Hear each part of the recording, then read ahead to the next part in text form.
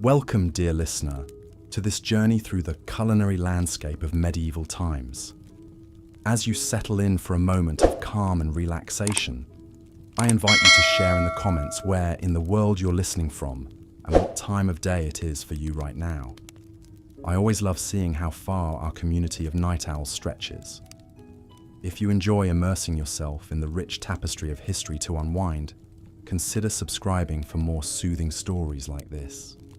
Picture, if you will, a rustic table set with a humble meal. A bowl of thin, bland porridge, a hunk of dense, coarse bread, and perhaps a few morsels of tough, stringy meat, if the diner is lucky. This is the fare that sustained the majority of people in medieval times. While kings and nobles feasted on lavish multi-course banquets, the average peasant subsisted on a diet that was as meagre as it was monotonous. What factors conspired to make food in the Middle Ages so unappetizing for the masses? Let us explore this question and transport ourselves back to a time when filling one's belly was a daily struggle. In a medieval peasant's home, the aroma of exotic spices was noticeably absent. Cinnamon, ginger, nutmeg, pepper. These were luxuries reserved for the wealthy, brought from distant lands by intrepid merchants. Imagine the life of a spice trader in those times, navigating the treacherous Silk Road to bring a taste of opulence to European shores. For a glimpse of the value placed on these rare flavors, consider that in the 11th century, a pound of nutmeg cost 7 fattened oxen. The prohibitive expense of spices meant that the common folk had to make do with the pungent notes of garlic, mustard, and vinegar to enliven their plain fare. The blandness of peasant cuisine was not helped by the scarcity of fresh produce. Without reliable means of preservation, fruits and vegetables were seasonal treats at best. The lucky few who had access to a plot of land might grow some hardy crops like onions, leeks, and cabbages, but these were hardly enough to balance out a diet heavily reliant on grains. Breads and porridges made from barley, rye, and wheat formed the backbone of most meals, sometimes supplemented with legumes like peas and beans. While this diet was filling, it lacked essential nutrients, leading to widespread malnutrition and stunted growth. Meat, though prized, was a rarity on the peasant table. A prosperous family might keep a pig, some chickens, or even a cow. But these animals were valuable resources, not to be slaughtered lightly. Meat was reserved for special occasions like weddings and religious feasts, or when an animal was too old or infirm to serve any other purpose. When meat was available, every scrap was used from nose to tail. Offal, or organ meats, were common peasant fare, as were small birds and game caught by trapping or hunting, though poaching in the royal forests was a risky endeavour, punishable by severe penalties. Fish was more accessible than meat for those who lived near rivers or the sea, but it too was often preserved by drying, smoking, or salting to last through lean times. The result was a far cry from the delicate, flaky fillets we enjoy today. Herring, cod, and eel were among the most common catches, and they would be packed in barrels with generous amounts of salt to stave off spoilage. Freshwater fish like carp and pike were a delicacy reserved for the nobility, who maintained private fish ponds on their estates. The scarcity of fresh food meant that medieval cooks had to get creative with preservation methods. Pickling, fermentation, and drying were all common techniques to extend the shelf life of perishables. Cabbage would be shredded and fermented into sauerkraut, cucumbers and onions pickled in vinegar, and fruits like apples and pears dried for winter storage. These preserved foods added some much-needed variety to the peasant diet, but they were a far cry from the vibrant flavours of fresh produce. Even staples like bread and ale, which formed the foundation of medieval sustenance, were not always trustworthy. Unscrupulous bakers might stretch their dough with fillers like ground acorns, chalk, or even sawdust, leading to loaves that were as hard as rocks and about as nutritious. Ale, too, was often watered down to increase profits, a practice that earned some alewives a nasty reputation. In a time when clean drinking water was scarce, weak ale was often the only safe choice, as the brewing process helped to kill off harmful bacteria. This brings us to perhaps the most unappetizing aspect of medieval dining, the utter lack of hygiene. Without an understanding of germs and food safety, contamination was rampant. Livestock were often kept close to living quarters for warmth and protection, their waste seeping into the same areas where food was prepared and consumed. In crowded cities, garbage and human excrement filled the streets, tainting water sources and attracting vermin. It's no wonder that foodborne illnesses were rampant, with even royalty not immune to the perils of spoiled fare. King John of England, for example, is said to have died after overindulging in peaches and new cider, a feast that likely led to a fatal case of dysentery. The spectre of disease was never far from the medieval dinner table. The Black Death, which wiped out a third of Europe's population in the 14th century, spread in part due to the unsanitary conditions that allowed rats and fleas to thrive. Food markets were particularly notorious as breeding grounds for pestilence, with flies buzzing around meat stalls and rodents scurrying underfoot. It's a wonder that anyone survived the perils of medieval dining at all. Yet even in the face of scarcity and disease, there were glimmers of gastronomic hope. Monasteries and abbeys often served as havens of relative plenty, with well-tended gardens and orchards providing a bounty of fresh produce. Monks were known for their culinary skills, with some even penning cookbooks that offered a glimpse into the more refined cuisine of the upper echelons. Of course, this food was not shared freely with the masses, but some monasteries did offer alms to the poor as a form of charity. For the nobility, feasts were an opportunity to showcase their wealth and power.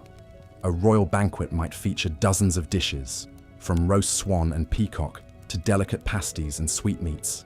Spices flowed freely, as did wine and ale, creating an atmosphere of gluttonous revelry. But even these lavish spreads were not without their dangers. Food poisoning was a common occurrence, with spoiled meats and rancid sauces taking their toll on noble stomachs. And the sheer volume of food consumed could lead to painful digestive issues, a reminder that even the privileged were not immune to the hazards of medieval dining. As we reflect on the harsh realities of food in the Middle Ages, it's hard not to feel a sense of gratitude for the abundance and variety that we enjoy today. Our supermarkets brim with fresh produce from around the globe, our meats are safe and sanitized, and our spice racks hold flavors that would have been the envy of any medieval monarch. Yet even as we savor the fruits of modernity, we can't help but marvel at the resilience and ingenuity of our ancestors, who made do with so little and found ways to survive in the face of unrelenting hardship. So the next time you sit down to a meal, take a moment to appreciate the bounty before you. Savor the flavors and textures that medieval peasants could only dream of, and raise a glass to the countless generations who toiled and struggled to bring us to this point. And if you find yourself grumbling about a less than perfect dish, spare a thought for the medieval diner, for whom even a simple bowl of porridge was a hard-won blessing. As we let our minds drift back to that distant past, let us take comfort in the knowledge that we are the fortunate inheritors of centuries of culinary progress. And let us not forget the lessons that history has to teach us. Lessons of perseverance, creativity, and the enduring power of the human spirit to find sustenance and joy, even in the darkest of times. And so, dear listener, I bid you good night, and sweet dreams of a world where food is not just a necessity, but a source of endless delight. May your own culinary journey be filled with flavor, nourishment, and the warm glow of gratitude for all that we have been given. Until next time, rest well and dream of feasts yet to come. Part 4. Adulterated food and drink. In the dimly lit streets of a medieval city, a baker surreptitiously glances left and right before ducking back into his shop. He pulls out a sack of sawdust and begins kneading it into the dough, stretching his paltry supply of flour. For many bakers, this deception was the only way to eke out a meager living. Bread was the lifeblood of the medieval diet, but its purity was often compromised. Unscrupulous bakers would add fillers like ground acorns, chalk, or sawdust to extend their dough. What resulted was a coarse, gritty loaf that offered little nutrition. The very staple that sustained peasants through their back-breaking labour had become yet another hardship to endure. Ale and wine, too, fell victim to the desperation of the times. Alewives and innkeepers, struggling to turn a profit, would water down their brew to stretch it further. The resulting drink was a thin, sour swill that bore little resemblance to the hearty ale that was the pride of the British Isles. One such alewife, Elizabeth, toils over her bubbling cauldron, stirring in yet another bucket of cloudy water. Her children hover near, their hungry eyes watching each drip, knowing their next meal depends on this batch. As she ladles out a mug of the watered-down brew, she sighs, remembering the rich, full-bodied ale her grandmother once crafted, a family recipe now lost to necessity. In a time when clean drinking water was a rarity, this adulterated ale and wine became an unfortunate necessity. Wells and rivers were often contaminated by human and animal waste, making them rife with disease. The alcohol in these drinks, though diluted, was still potent enough to kill some of the harmful bacteria. And so, peasants were forced to choose between risking the sickness of tainted water or the empty calories of watered-down ale. Attempts were made to curb these deceptive practices. The Assize of Bread and Ale, a 13th century law, set strict regulations on the price, weight, and quality of bread and ale. Transgressors faced hefty fines or even time in the pillory. But with the limited means of enforcement and the desperation of the poor, these laws did little to stem the tide of food adulteration. And so, the medieval peasant's lot was one of constant compromise, a balancing act between the gnawing pain of hunger and the bitter disappointment of adulterated food. Each mouthful was a reminder of their precarious existence, where even the most basic sustenance could not be taken for granted. As we delve further into the realities of medieval food, we must remember that these were not just historical facts, but the daily struggles of real people.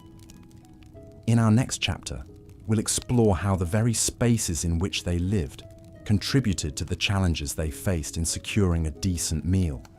The close quarters shared by man and beast, and the lack of sanitation that plagued medieval cities, made the simple act of eating a perilous proposition. Part 5. Unsanitary conditions. Picture, if you will, a small thatched cottage huddled against the chill of a medieval winter. Inside, a family huddles around a meagre fire, their breath mingling with the steam rising from a bubbling pot of pottage.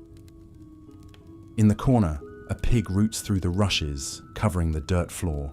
It snorts and grunts, a constant backdrop to the family's daily life. This was the reality for many medieval peasants, a life lived in close quarters with their livestock. Animals were often kept inside the home for warmth and safety, their dung and debris mingling with the straw and rushes that served as the only floor covering. It was a breeding ground for disease, with fleas and lice thriving in the unsanitary conditions. Even in the grandest castles, sanitation was a challenge. Without a proper understanding of hygiene, even the most lavish feasts could end in tragedy. The story of King John of England serves as a poignant example. In 1216, while travelling across the country, the king fell ill after consuming a surfeit of peaches. Historians now believe these peaches were likely spoiled, leading to a case of dysentery that ultimately claimed the king's life. In the crowded cities of medieval Europe, the situation was even more dire.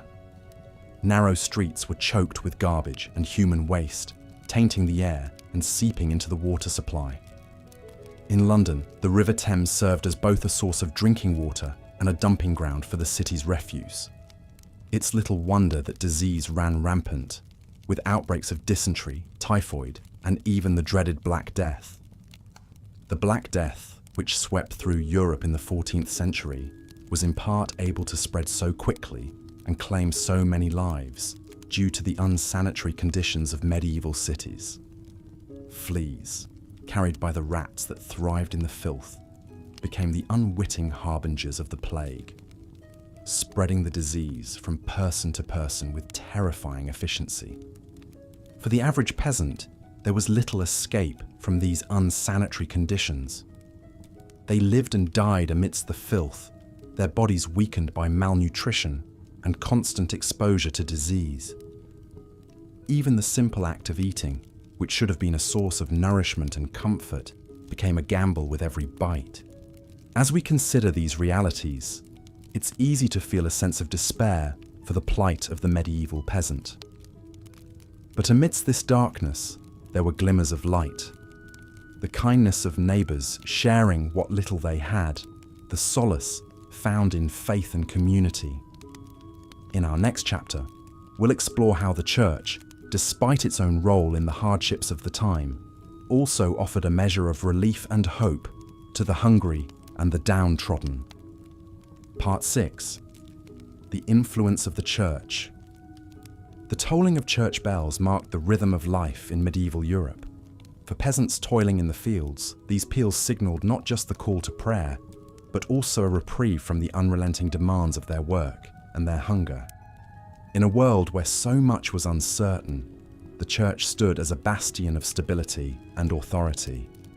But this authority came with its own set of rules and restrictions, many of which centered around food. The Catholic Church mandated frequent fasting and meatless days, particularly during the penitential season of Lent. For 40 days before Easter, the faithful were expected to abstain from meat, dairy, and eggs, a tall order for those already struggling to put food on the table. The story of one peasant family illustrates the hardship these fasts could impose. John and his wife, Margaret, toiled from sunup to sundown on their small plot of land, barely growing enough to feed their 3 children. When Lent arrived, they faced a daunting choice: honor the fast and risk weakening their already malnourished bodies, or defy the church and face the consequences for their immortal souls. In the end, they chose to follow the fast, subsisting on meager portions of bread, pottage, and the occasional dried fish. By Easter, their faces were gaunt and their steps heavy with exhaustion. Yet they took solace in the belief that their suffering would be rewarded in the next life. Despite the additional hardships these fasts imposed, the church was not entirely deaf to the plight of the poor. Monasteries and abbeys often served as a source of food aid, distributing bread and alms to the needy as a form of Christian charity. The monks, with their vast lands and resources, were able to provide a measure of relief to the hungry masses. Yet even this charity had its limits. When crops failed and famine struck, the demand for aid often outstripped the church's ability to provide. And for those caught poaching in the royal forests, a desperate attempt to supplement their meager diets with fresh game, the church's mercy was noticeably absent. Poachers, if caught, faced severe punishments, from maiming to death, regardless of their circumstances. And so, the church's influence on medieval food was a double-edged sword. It provided solace and aid to some, while imposing additional burdens on others. For the peasant family, faith was both a source of strength and a further trial to endure in the face of unrelenting hunger. As we turn our gaze to the final chapter of our journey through medieval food, we'll witness a scene of shocking contrast: the opulent feast of a noble household. Against the backdrop of peasant hardship, these lavish displays serve as a stark reminder of the vast inequalities that defined the era. Part 7. The rare medieval feast. The great hall of the castle is alive with the flicker of 100 candles. Tapestries line the walls, their vibrant threads telling stories of heroic deeds and courtly love. At the head of the room, on a raised dais, the lord and lady preside over a scene of opulence and plenty. Down the center of the hall stretches a massive oak table groaning under the weight of countless dishes. Whole roasted pigs, their skins crackling and golden, jostle for space with elegant silver platters of delicately spiced peacock. Baskets overflow with fresh-baked manche bread, each loaf as white and soft as a cloud. The air is thick with the aroma of saffron, cinnamon, and cloves, spices so precious they're worth their weight in gold. In the castle kitchens, the master cook orchestrates a symphony of culinary creation.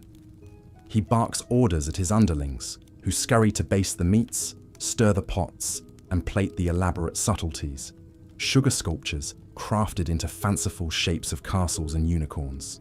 For the cook, this feast is a chance to showcase his artistry and ingenuity, to solidify his reputation and secure his place in his lord's favor.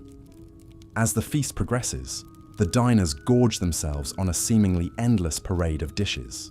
They tear into the tender flesh of roast venison, sup on creamy almond soup, and savor the delicate flavor of blanc manger, a dish of shredded chicken mixed with rice, milk, and sugar.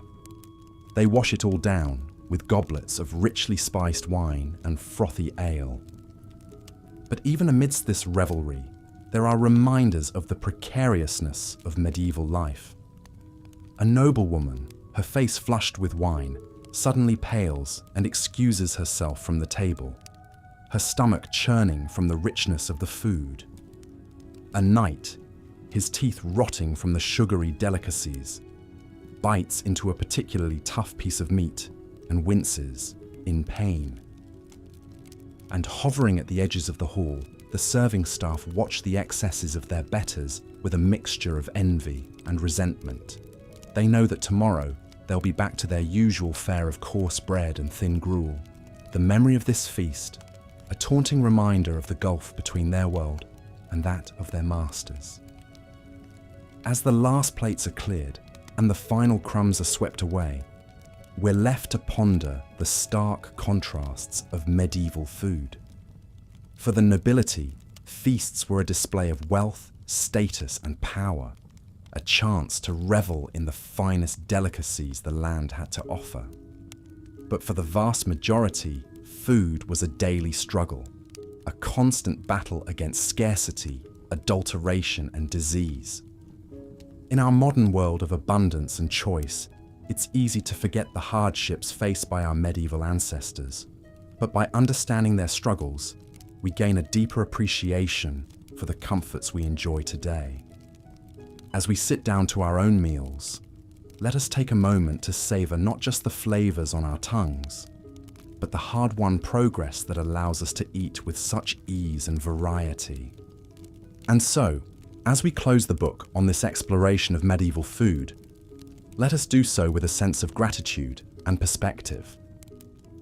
For in the grand tapestry of human history, our own time is but a brief and privileged chapter, woven from the threads of countless lives lived and meals shared, each one a testament to the enduring resilience of the human spirit. Conclusion: as we've journeyed through the landscape of medieval food, we've encountered a world of scarcity, hardship, and inequality. From the bland monotony of peasant pottage to the dangerous fillers in adulterated bread, the challenges of feeding oneself in the Middle Ages were unrelenting. We've seen how the lack of variety in spices, the difficulties of preservation, the unbalanced diets, and the unsanitary conditions all conspired to make medieval food a far cry from the cornucopias we enjoy today. We've witnessed the impact of the Church's fasting edicts, adding spiritual burdens to the already heavy load of the poor. And we've marveled at the opulent feasts of the nobility, a glittering contrast to the grim realities faced by most. But through it all, we've also seen glimmers of humanity's indomitable spirit. The ingenuity of cooks making the most of meager ingredients, the solidarity of communities sharing what little they had, and the solace found in the rituals of faith and feast. In our modern world, it's easy to take for granted the abundance and variety of our food. We can walk into a supermarket and find fruits from South America, spices from Asia, and cheeses from Europe, all neatly packaged and ready to eat. We can dine in restaurants serving cuisines from around the globe, or have a world of flavors delivered right to our doorstep. But imagine, for a moment, transporting a medieval peasant into the aisles of a modern grocery store. The sheer variety would be overwhelming. The vibrant colors of the produce section, the gleaming refrigerated cases filled with milk and eggs, the shelves upon shelves of pre-packaged meals and snacks. It would be like stepping into a fairy tale, a land of unimaginable plenty. And yet, even in our world of culinary riches, we still face our own challenges. We grapple with the environmental impact of our food systems, with issues of access and inequality, and with the health consequences of overabundance. In our quest for convenience and choice, we sometimes forget the value of simplicity, of seasonal eating and local flavors.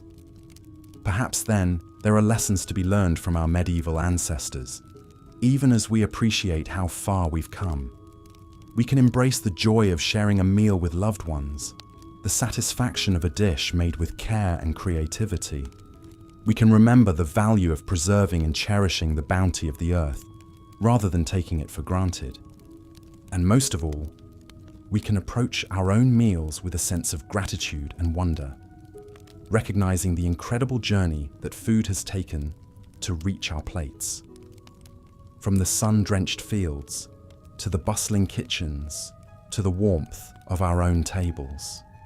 Each bite is a testament to the resilience and ingenuity of the human spirit across the ages. So, as we end our journey through the annals of medieval food, let us raise a glass, or perhaps a humble wooden cup, to the countless generations who came before us. Through their struggles and triumphs, their hunger and their hopes, they laid the foundation for the world we inhabit today. And in honoring their legacy, we can find the wisdom and perspective to build a future where all may eat with joy, with dignity, and with plenty.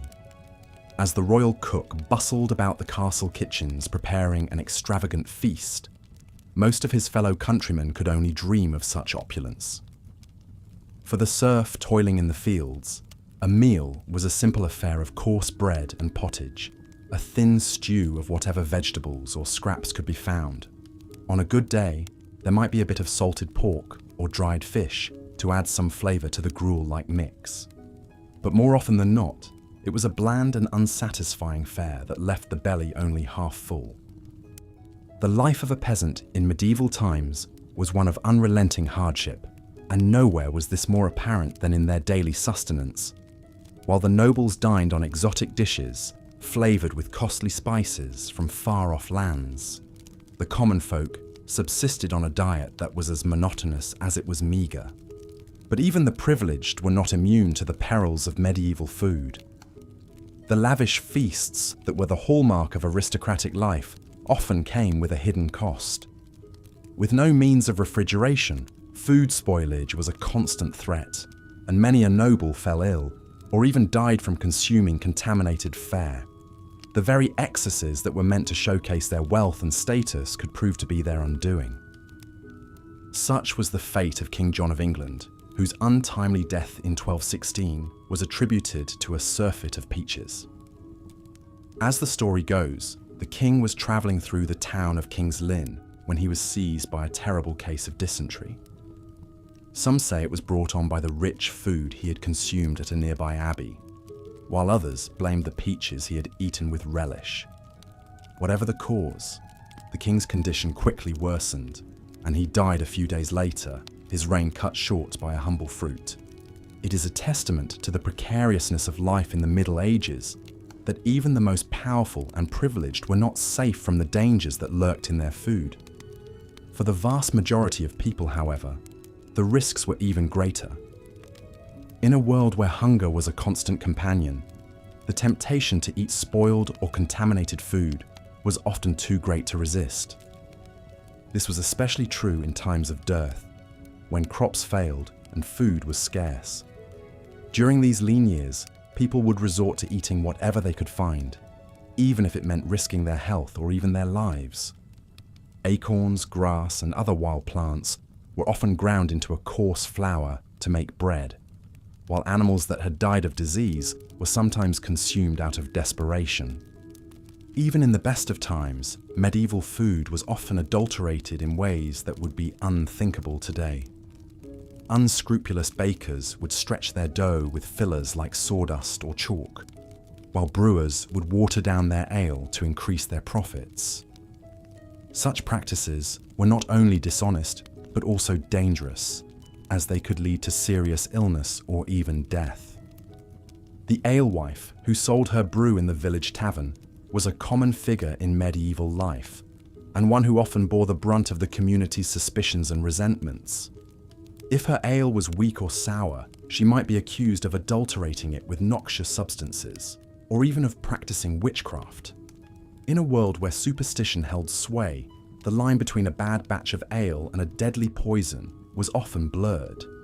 Despite the many challenges and hardships that medieval people faced in their daily lives, they were not without their small joys and comforts. For the peasant family gathered around the hearth at the end of a long day, a simple meal of bread and pottage could be a moment of respite and togetherness.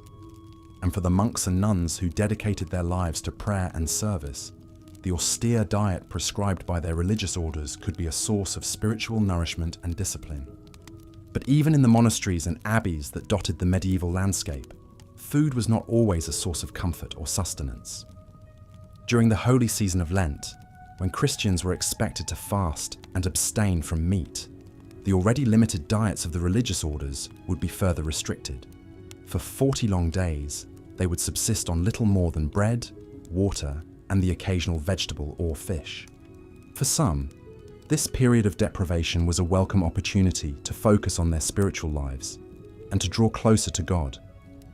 But for others, it was a time of great hardship and temptation, as the pangs of hunger gnawed at their resolve and tested their faith. In a world where food was so often scarce and unpredictable, the idea of voluntarily giving it up must have seemed like the height of insanity. And yet, despite all the hardships and challenges that medieval people faced in their daily lives, they found ways to adapt and persevere. They learned to preserve their food through salting, smoking, and drying, to make the most of the meager ingredients available to them, and to find joy and comfort in the simple pleasures of life. In many ways, the story of medieval food is a story of resilience and ingenuity in the face of adversity. It is a reminder of how far we have come in terms of food safety, variety, and abundance, but also of how much we still have in common with our ancestors. For just as they struggled to put food on the table and to nourish their families, so too do we grapple with the challenges of our own time, from climate change and food insecurity to the pressures of modern life.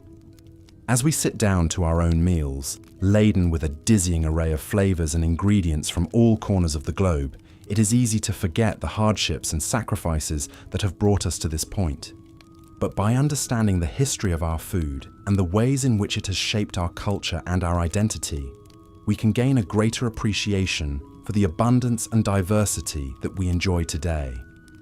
So the next time you bite into a juicy apple or savor a slice of warm, crusty bread, take a moment to reflect on the long and winding road that has brought us to this point, and give thanks for the countless generations of farmers, cooks, and laborers who have toiled to put food on our tables, and who have left us a legacy of resilience, creativity, and hope in the face of even the greatest of challenges.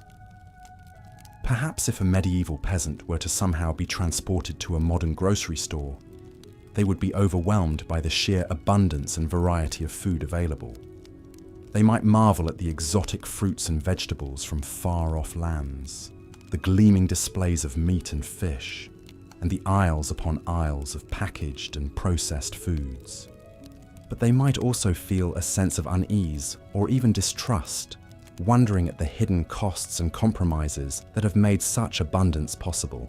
They might question the methods by which our food is grown and raised, the additives and preservatives that keep it fresh and appealing, and the impact that our food choices have on our health, our environment, and our communities. In the end, the medieval peasant might simply shake their head in wonder and return to their own time, content with the simple fare that has sustained them for generations. For while our modern food system may offer us greater choice and convenience than ever before, it is not without its own challenges and drawbacks. And just as the medieval peasant had to learn to make do with what they had, to find joy and sustenance in the face of scarcity and hardship, so too must we learn to navigate the complexities of our own food landscape. We must learn to make choices that nourish not only our bodies but also our souls, that honor the sacrifices and struggles of those who came before us, and that leave a legacy of health and abundance for generations to come. So let us raise a toast to the humble peasant, the hard-working farmer, the skilled artisan, and all those who have labored to put food on our tables throughout history. Let us savor the flavors and textures of the foods we eat, not just as a source of sustenance, but as a connection to the past and a promise for the future. And let us never forget the power of food to bring us together, to nourish our bodies and our spirits, and to remind us of our shared humanity in the face of even the greatest of challenges. As we've seen, the medieval spice trade was a lucrative but perilous business. Those who controlled the flow of spices could amass great fortunes, while those who toiled to bring these precious commodities to Europe risked life and limb. One such spice merchant was a man named Giovanni di Marignoli. Born in the early 14th century to a noble Florentine family, Giovanni seemed destined for a life of ease and comfort. But a restless spirit and a thirst for adventure led him down a different path. In 1338, Giovanni set out on a journey that would take him across the known world, from the bustling ports of Italy to the distant lands of China and India. As a papal envoy and missionary, his official purpose was to spread the Christian faith. But Giovanni was also a keen businessman, always on the lookout for valuable spices and other exotic goods to bring back to Europe. Giovanni's travels were fraught with danger at every turn. He crossed the vast deserts of Central Asia, braving sandstorms and bandits. He navigated treacherous mountain passes in the Himalayas, battling altitude sickness and frostbite. He sailed the storm-tossed seas of the Indian Ocean, praying to survive each monsoon season. But for all the hardships he endured, Giovanni was also enchanted by the wonders he encountered. He marveled at the gleaming white palaces of Khan Balik, the Mongol capital later known as Beijing. He admired the pious devotion of the Thomas Christians in southern India. He reveled in the heady scents and flavors of the spice markets in Ceylon and Malabar.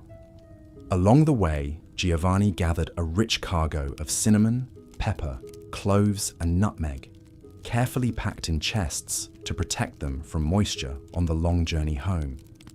He knew that if he could bring these spices safely back to Italy, he stood to make a fortune. But Giovanni's luck was not to hold. According to some accounts, his ship was lost at sea on the return voyage, taking him and his precious spices down to the briny deep. Other tales hold that he survived the journey, only to be robbed and murdered by brigands on the outskirts of Florence, his spices scattered to the wind. Whatever the truth of his fate, Giovanni di Marignoli's story reminds us of the incredible risks and rewards of the medieval spice trade. For a few wealthy merchants and lucky adventurers, spices could be a ticket to untold riches. But for most, like Giovanni, they remained a tantalizing dream, always just out of reach. As we drift off to sleep, let us imagine we are in a bustling spice market in some far-flung corner of the medieval world. The air is thick with the scent of pepper and cinnamon, cardamom and saffron. Merchants haggle in a dozen different tongues, their voices rising and falling like the tide. We wander the narrow lanes, baskets in hand, marveling at the colourful mounds of spices from every corner of the globe. Here, a pile of ginger root, gnarled and pungent. There, a heap of cloves like tiny brown nails, their aroma warm and sweet. But as we fill our baskets, we can't help but feel a pang of regret for the many who will never taste these flavours. For the poor peasants back home, a pinch of pepper would be an unthinkable luxury, let alone a fragrant curry or a spiced wine. Their food, as we'll explore further, is a monotonous grind of gruel and grit, a far cry from the sumptuous feasts we've seen at the tables of the wealthy. But even those lavish banquets, as we'll soon discover, could come with their own hidden dangers and disgusting surprises.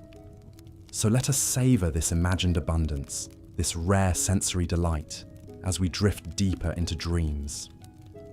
For when we wake, we'll have to confront once more the harsh realities of food in the Middle Ages.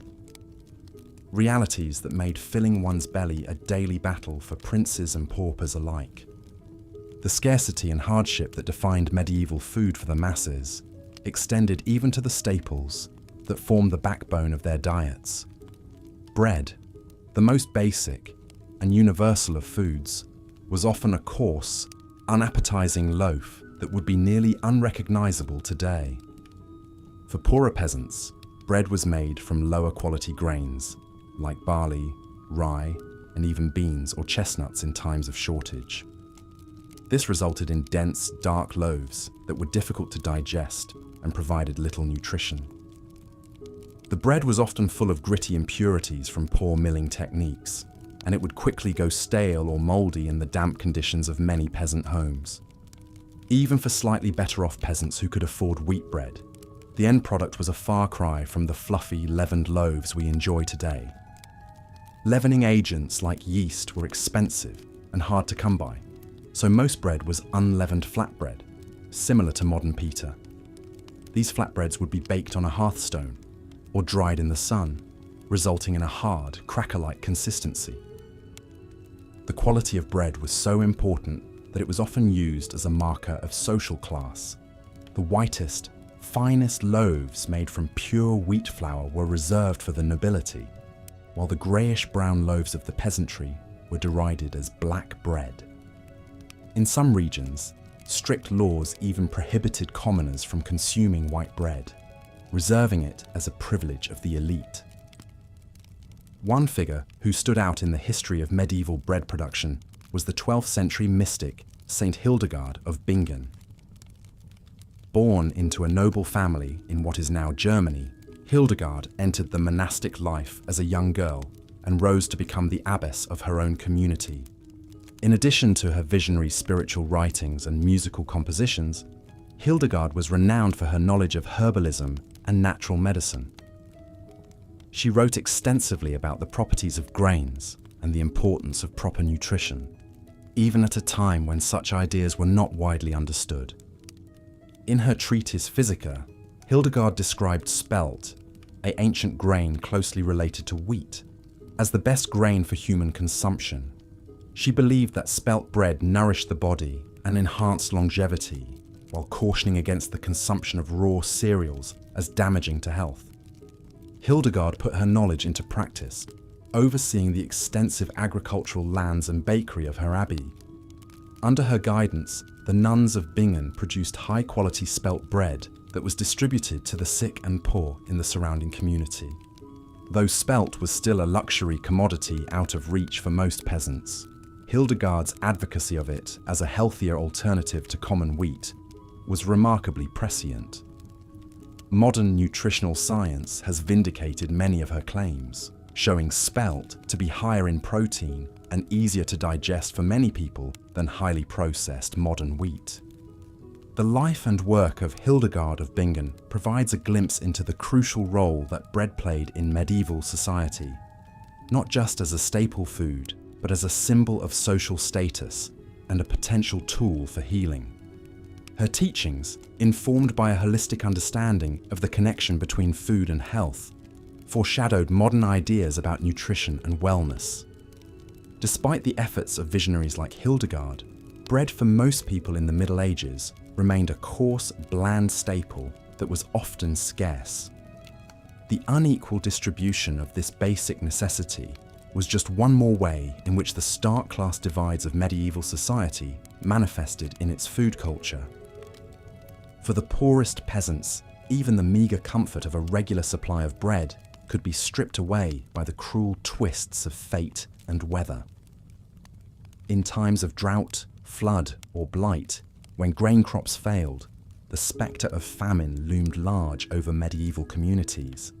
During these dreaded years of dearth, food prices would skyrocket while wages plummeted, leaving many peasants unable to afford even a basic subsistence.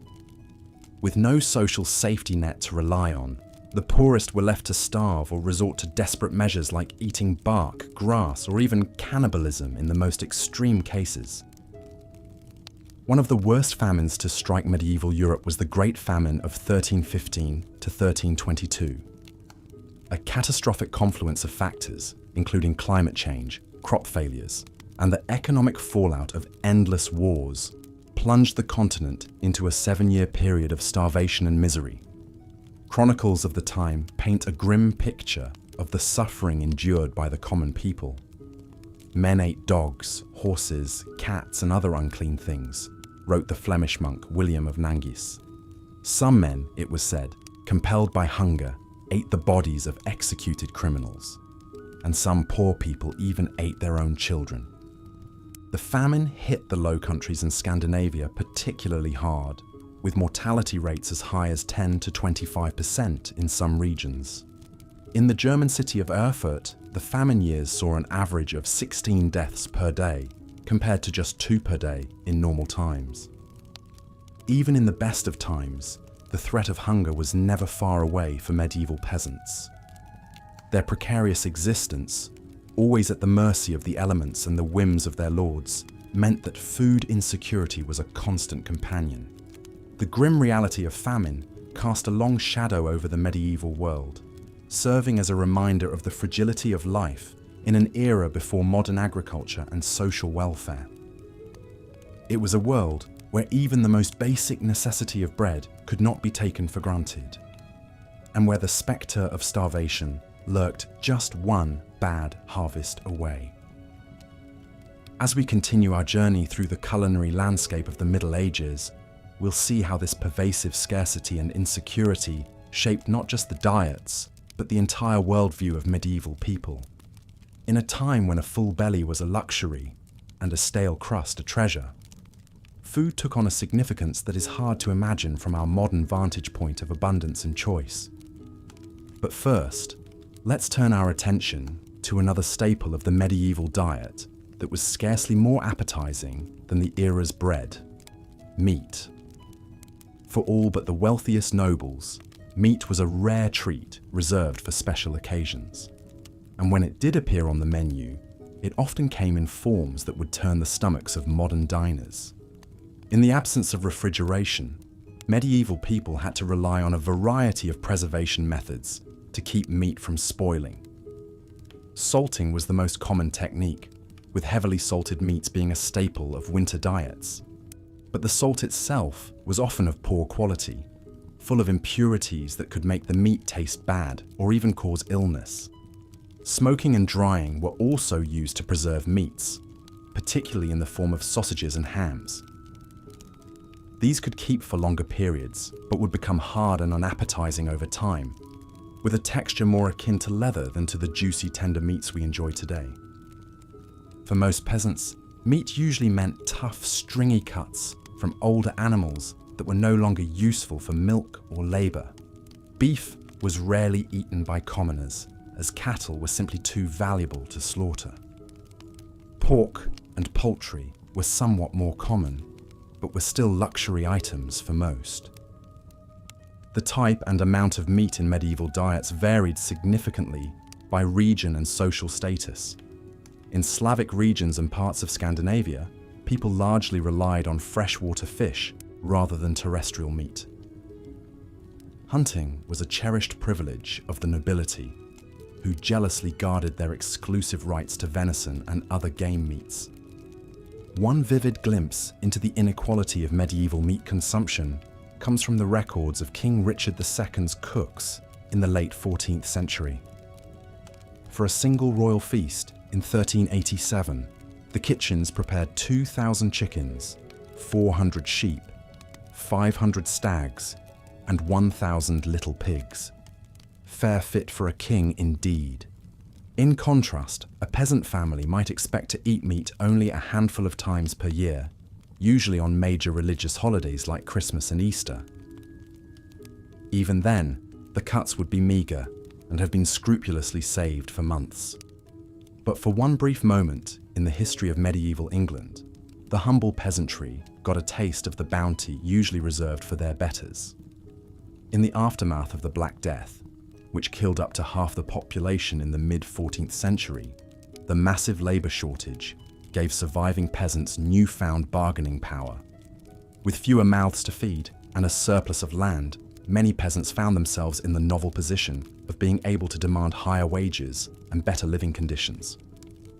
For a few short decades, the standard of living for English commoners actually improved markedly. Meat consumption rose as more peasants could afford to keep livestock for their own tables rather than for the markets. Wages doubled or even tripled in some regions, allowing labouring families to supplement their usual fare of porridge and bread with the occasional chicken, pig, or even cow. But this golden age for the peasantry was to be short-lived. The landed nobility, alarmed at the rising power of the lower classes, fought back with laws attempting to freeze wages at pre-plague levels and tie peasants to the land. The tensions between the emboldened peasantry and the reactionary aristocracy would erupt in the Peasants' Revolt of 1381. Though the revolt was brutally suppressed, with its leaders executed and its gains largely rolled back, it stands as a testament to the transformative impact of the Black Death on medieval society. For a brief, shining moment, the common people of England got a taste of a life less constrained by scarcity and toil. But for most of the Middle Ages, and for most people, meat remained a rare and coveted treat. Its scarcity made it a potent symbol of status and wealth, a tangible reminder of the chasm between the haves and have-nots. In the great halls of castles and manors, nobles and knights feasted on heaping platters of roasted game and delicate fowl, washing it down with fine wines and honeyed mead. But in the hovels of the peasantry, a scrap of salted pork or a stringy chicken leg was a hard-won delicacy to be savoured and stretched as far as it could go. This disparity in access to such a basic foodstuff underscores the harsh inequalities that defined life in the Middle Ages. In a world where even a full belly was a mark of privilege, the gulf between rich and poor was as wide as the distance between a king's banquet table and a peasant's empty trencher. As we've seen, the rare morsel of meat was a highlight in the otherwise dreary and monotonous diet of most medieval people. But even this small pleasure was subject to strict regulation by the power of the Church. In medieval Europe, the Catholic Church wielded immense influence over every aspect of daily life, and food was no exception. The church calendar was dotted with fast days and meatless days, when the consumption of animal products was strictly forbidden. The most significant of these was the season of Lent, the 40-day period leading up to Easter. During this time, all meat, dairy, and eggs were off limits, leaving the faithful to subsist on a meagre diet of fish, vegetables, and bread. For wealthy nobles, this was a minor inconvenience. They could afford to import exotic fruits, nuts, and spices to liven up their Lenten fare, and their well-stocked fish ponds ensured a steady supply of fresh seafood. But for the poor, Lent meant an even more restricted and monotonous diet than usual. The Church's rationale for these dietary restrictions was rooted in the idea of penance and spiritual discipline. By denying themselves the pleasures of the flesh, even in the form of food, the faithful were thought to be purifying their souls and aligning themselves with the suffering of Christ. But in a world where hunger and scarcity were daily realities for most people, the idea of voluntary deprivation must have seemed a bitter irony. For peasants who rarely tasted meat anyway, the imposition of additional restrictions could feel like a cruel joke. Yet the power of the Church was so great that few dared to openly flout its dietary decrees. To do so was to risk not just social ostracism, but the very real threat of eternal damnation. In a time when the afterlife was considered more real and important than earthly existence, this was a potent deterrent indeed. One poignant tale that illustrates the hardships of Lenten fasting comes from the records of a 14th century English manor. In 1322, a peasant woman named Agnes Paston was brought before the manor court on charges of stealing 2 loaves of bread during Lent. In her defence, Agnes pleaded that she had stolen the bread to feed her starving children, who were too young to understand the rules of the fast. She begged for mercy, arguing that surely God would not want her innocent babes to go hungry. The court, moved by her plea, took the unusual step of acquitting Agnes of the theft charge. But they still admonished her for breaking the Lenten fast, reminding her that the needs of the soul must take precedence over the desires of the body. For Agnes and countless others like her, the rigid dietary restrictions of the church must have seemed like just one more burden in a life already defined by hardship and hunger. In a world where food was scarce and survival precarious, the idea of willingly forgoing what little sustenance was available must have been difficult to swallow. But the church's influence on medieval food culture wasn't entirely negative. Monasteries and abbeys were often at the forefront of agricultural innovation, pioneering new techniques for crop rotation, irrigation, and selective breeding. They also served as repositories of classical knowledge about agriculture and food preservation, keeping alive the wisdom of ancient Rome and Greece. Moreover, the church played a vital role in providing food aid to the poor and hungry. Monasteries were known for their charitable distribution of bread and ale to the needy, and many operated hospitals and almshouses to care for the sick and destitute.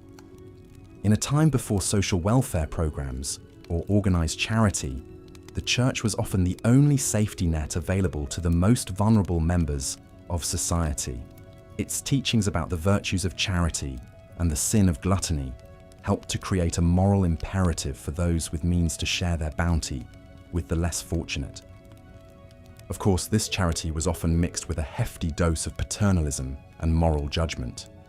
The poor were expected to be grateful for whatever scraps they were given and to accept their lot in life as divinely ordained. But for those on the brink of starvation, even a small act of kindness could mean the difference between life and death. As the Middle Ages wore on, the culinary distance between the wealthy and the poor only grew wider. By the late 14th and 15th centuries, Europe was in the grips of what some historians have called the Little Ice Age, a period of cooler temperatures and frequent climatic disruptions. Crop yields declined as fields were battered by droughts, floods, and unseasonable frosts. Food prices skyrocketed, leaving many commoners unable to afford even basic staples. At the same time, the Black Death and subsequent waves of plague had decimated the population, leading to labor shortages and rising wages. In response, the nobility and emerging merchant class doubled down on conspicuous consumption as a way to display their wealth and status. Lavish banquets featuring exotic dishes and opulent displays of sugar sculptures and gilded peacocks became the order of the day. Meanwhile, the poor were left to survive on whatever meager scraps they could scrounge. In times of dearth, many were reduced to eating famine bread, made from a desperate mix of peas, beans, acorns, and even sawdust. Others resorted to foraging for wild plants or hunting any animals they could catch, from rodents to crows. But even in the midst of this stark inequality, there were glimmers of hope and resistance. Peasant revolts, like the English Rising of 1381 or the German Bundschuh movement of the early 16th century, saw the common people rising up to demand better treatment and a fairer share of the wealth. While these uprisings were often brutally suppressed, they nonetheless testified to the unquenchable human spirit and the enduring dream of a world where everyone could enjoy the basic dignity of a full belly and a decent life. And in the kitchens and gardens of ordinary people, the seeds of a more vibrant and diverse food culture were being planted. Women, who bore the primary responsibility for feeding their families, were the unsung heroes of medieval cuisine. With creativity and resourcefulness, they found ways to coax flavor and nourishment out of even the humblest ingredients. In the folk traditions of pickling, preserving, and foraging, they passed down knowledge that would sustain their communities through the lean times and lay the foundation for the culinary revolutions to come. And in the communal ovens and shared meals of village life, they nurtured a spirit of solidarity and resilience that would prove as sustaining as any loaf of bread. So while the story of food in the Middle Ages is undoubtedly one of hardship and deprivation, it is also a story of ingenuity, resilience, and hope. In the face of scarcity and oppression, medieval people found ways to nourish not just their bodies, but their spirits, to find joy and communion in the simple act of sharing a meal. As we look back on this distant and often difficult past, we can take inspiration from their example. In a world that is still riven by inequality and hunger, their story reminds us of the fundamental human right to food and the vital importance of fighting for a more just and sustainable food system. And in our own kitchens and around our own tables, we can honor their legacy by cherishing the abundance we enjoy and remembering always to share it with those who have less. For in the end, the true measure of a society is not in the opulence of its feasts, but, as we've seen, for the vast majority of people in medieval Europe, food was a daily struggle of scarcity, monotony, and even danger. But there was one place where the food was always abundant, always varied, and always exquisite: the royal court. While peasants subsisted on gruel and stale bread, nobles feasted on the finest delicacies the land had to offer. Imagine being the royal cook, entrusted with the monumental task of preparing lavish meals for the king and his court. Your day begins before dawn as you oversee the delivery of ingredients from far and wide. Wagons rolled into the castle courtyard, laden with barrels of wine from Burgundy, wheels of cheese from the Alps, crates of spices from the Orient. The king's huntsmen rode in with deer and boar slung over their saddles, ready to be transformed into savory roasts and pies. In the cavernous castle kitchens, a small army of servants bustled about under your command. Fires roared in the great hearths as spits turned slowly, roasting meats to perfection. Cauldrons bubbled with fragrant stews and soups, while bakers kneaded dough for bread and pastries. The air was thick with the aroma of exotic spices: cinnamon, cloves, nutmeg, cardamom, each worth more than their weight in silver. As the hour of the feast approached, you put the finishing touches on your creations. A magnificent roast swan, its plumed neck curving gracefully on the platter.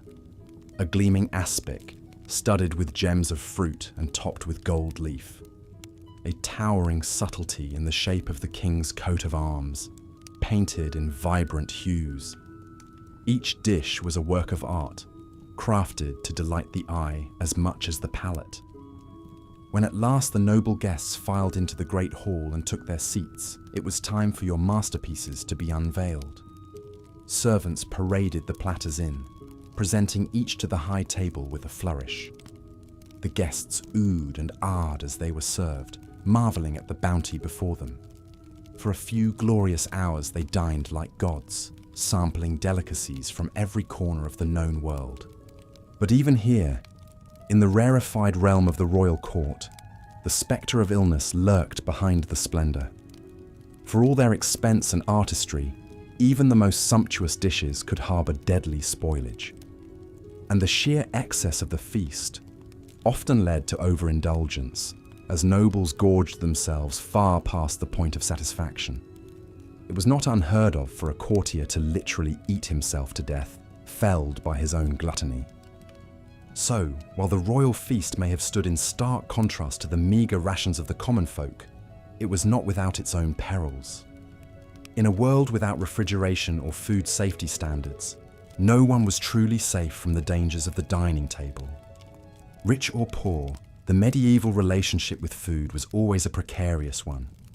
Today, we can scarcely imagine the hardships that our ancestors endured simply to fill their bellies. The poorest among us have access to a variety and quality of food that would have been unthinkable even for medieval kings. We can walk into a gleaming supermarket and find fruits and vegetables from every season, meats and cheeses from every continent, spices and sauces from every cuisine. We can eat what we want, when we want, without fear of famine or food poisoning. But perhaps, in our abundance, we have lost something as well. The medieval peasant, for all his suffering, likely felt a deep connection to the land and the turning of the seasons. He knew intimately the sweat and toil that went into every mouthful. While we may pity him his limited options, he would likely look upon our pre-packaged, mass-produced meals with a mixture of wonder and horror. One can imagine a medieval serf transported to the snack aisle of a modern grocery store, marveling at the colourful bags and boxes stretching out before him. He picks up a shiny packet, turning it over in his weathered hands. Cheetos, he reads slowly, sounding out the unfamiliar word. Made with real cheese. He shakes his head in disbelief. Real cheese? For a mere peasant? Impossible. He puts it back on the shelf and moves on, overwhelmed by the strange bounty of this new world. As we drift off to sleep, bellies full of whatever we desire, let us take a moment to reflect on the privilege of choice. Let us remember the countless generations who came before, who fought and scraped and starved so that we might have the luxury of a full larder. And let us be grateful for the simple, everyday miracle of enough to eat. As the sun set over the bustling port city of Venice, a weary spice merchant named Luca disembarked from his ship, his precious cargo of exotic spices from the east secured tightly in his satchel. Luca had spent months traversing the treacherous Silk Road, braving bandits, sandstorms, and searing heat to bring a taste of faraway lands to the tables of wealthy Europeans. For Luca and merchants like him, the spice trade was a lucrative but perilous endeavour. The demand for spices like pepper, cinnamon, cloves, and saffron was insatiable among the nobility, who used them to flavour their rich dishes and show off their affluence. But for the common folk, these fragrant seasonings remained an unattainable luxury, their meals remaining sadly bland and unappetizing. As Luca navigated the winding canals of Venice to deliver his wares to his wealthy clientele, he couldn't help but reflect on the stark divide between the opulent feasts of the rich and the meagre rations of the poor. While nobles dined on succulent roasts, flavoured with exotic spices, peasants subsisted on little more than coarse bread and watery porridge, their palates never knowing the lively tang of pepper or the warm, sweet embrace of cinnamon. The life of a spice merchant was one of constant movement and danger, with fortunes won and lost on the whims of the sea and the shifting sands of the desert. Luca had seen his fair share of hardships on his journeys. Attacks by marauding bandits, treacherous mountain passes, and the ever-present threat of disease. But he pressed on, driven by the promise of riches and the thrill of the unknown. As he made his final deliveries and counted his profits, Luca couldn't shake the feeling that for all the wealth and prestige the spice trade brought him, it remained a bitter reminder of the deep inequalities that plagued medieval society. While he dined on saffron-infused stews and fragrant spiced wines, the common people went to bed with growling stomachs, their dreams haunted by the enticing aromas that wafted from the kitchens of the elite. With a heavy heart, Luca retired to his lavish villa for the night, knowing that tomorrow he would once again set sail for distant lands, chasing the promise of fortune and leaving behind a world where the simple pleasure of a flavorful meal remained an unattainable dream for most. As the first light of dawn crept over the horizon, a weary housewife named Matilda stirred from her slumber, her mind already racing with the countless tasks that lay ahead. For Matilda and countless other women across medieval Europe, The arrival of autumn heralded not a season of bountiful harvests and joyous feasts, but rather a time of ceaseless labour and gnawing anxiety about the looming spectre of winter. With the days growing shorter and the nights turning colder, Matilda knew that she had precious little time to preserve what meagre crops her family had managed to coax from the unyielding earth. Every scrap of food was precious, and nothing could be allowed to go to waste, lest they face the unthinkable prospect of starvation in the bleak months ahead. As she set about her work, Matilda's mind wandered to the lavish feasts of the nobility, where sumptuous meats and exotic delicacies were consumed with wanton abandon.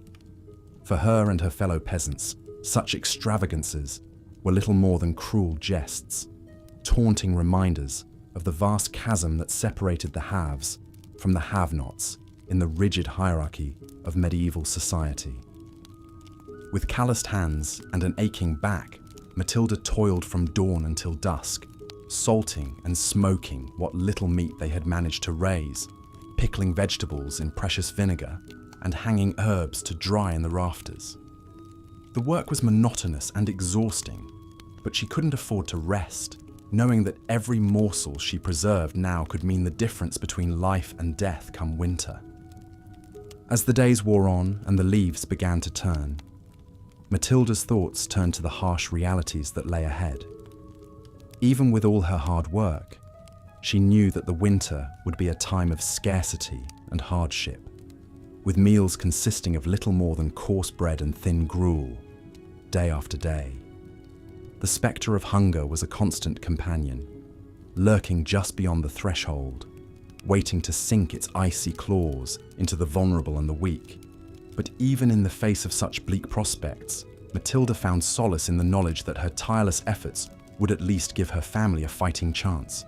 With a fierce determination burning in her heart, she continued her labours, her hands raw and her spirit weary, but her resolve unshakable. For in a world where famine and privation were constant threats, the simple act of preserving food was an act of defiance, a stubborn refusal to submit to the unyielding cruelty of fate. As the first snowflakes began to fall and the chill winds of winter swept across the land, Matilda could only pray that her labours had been enough.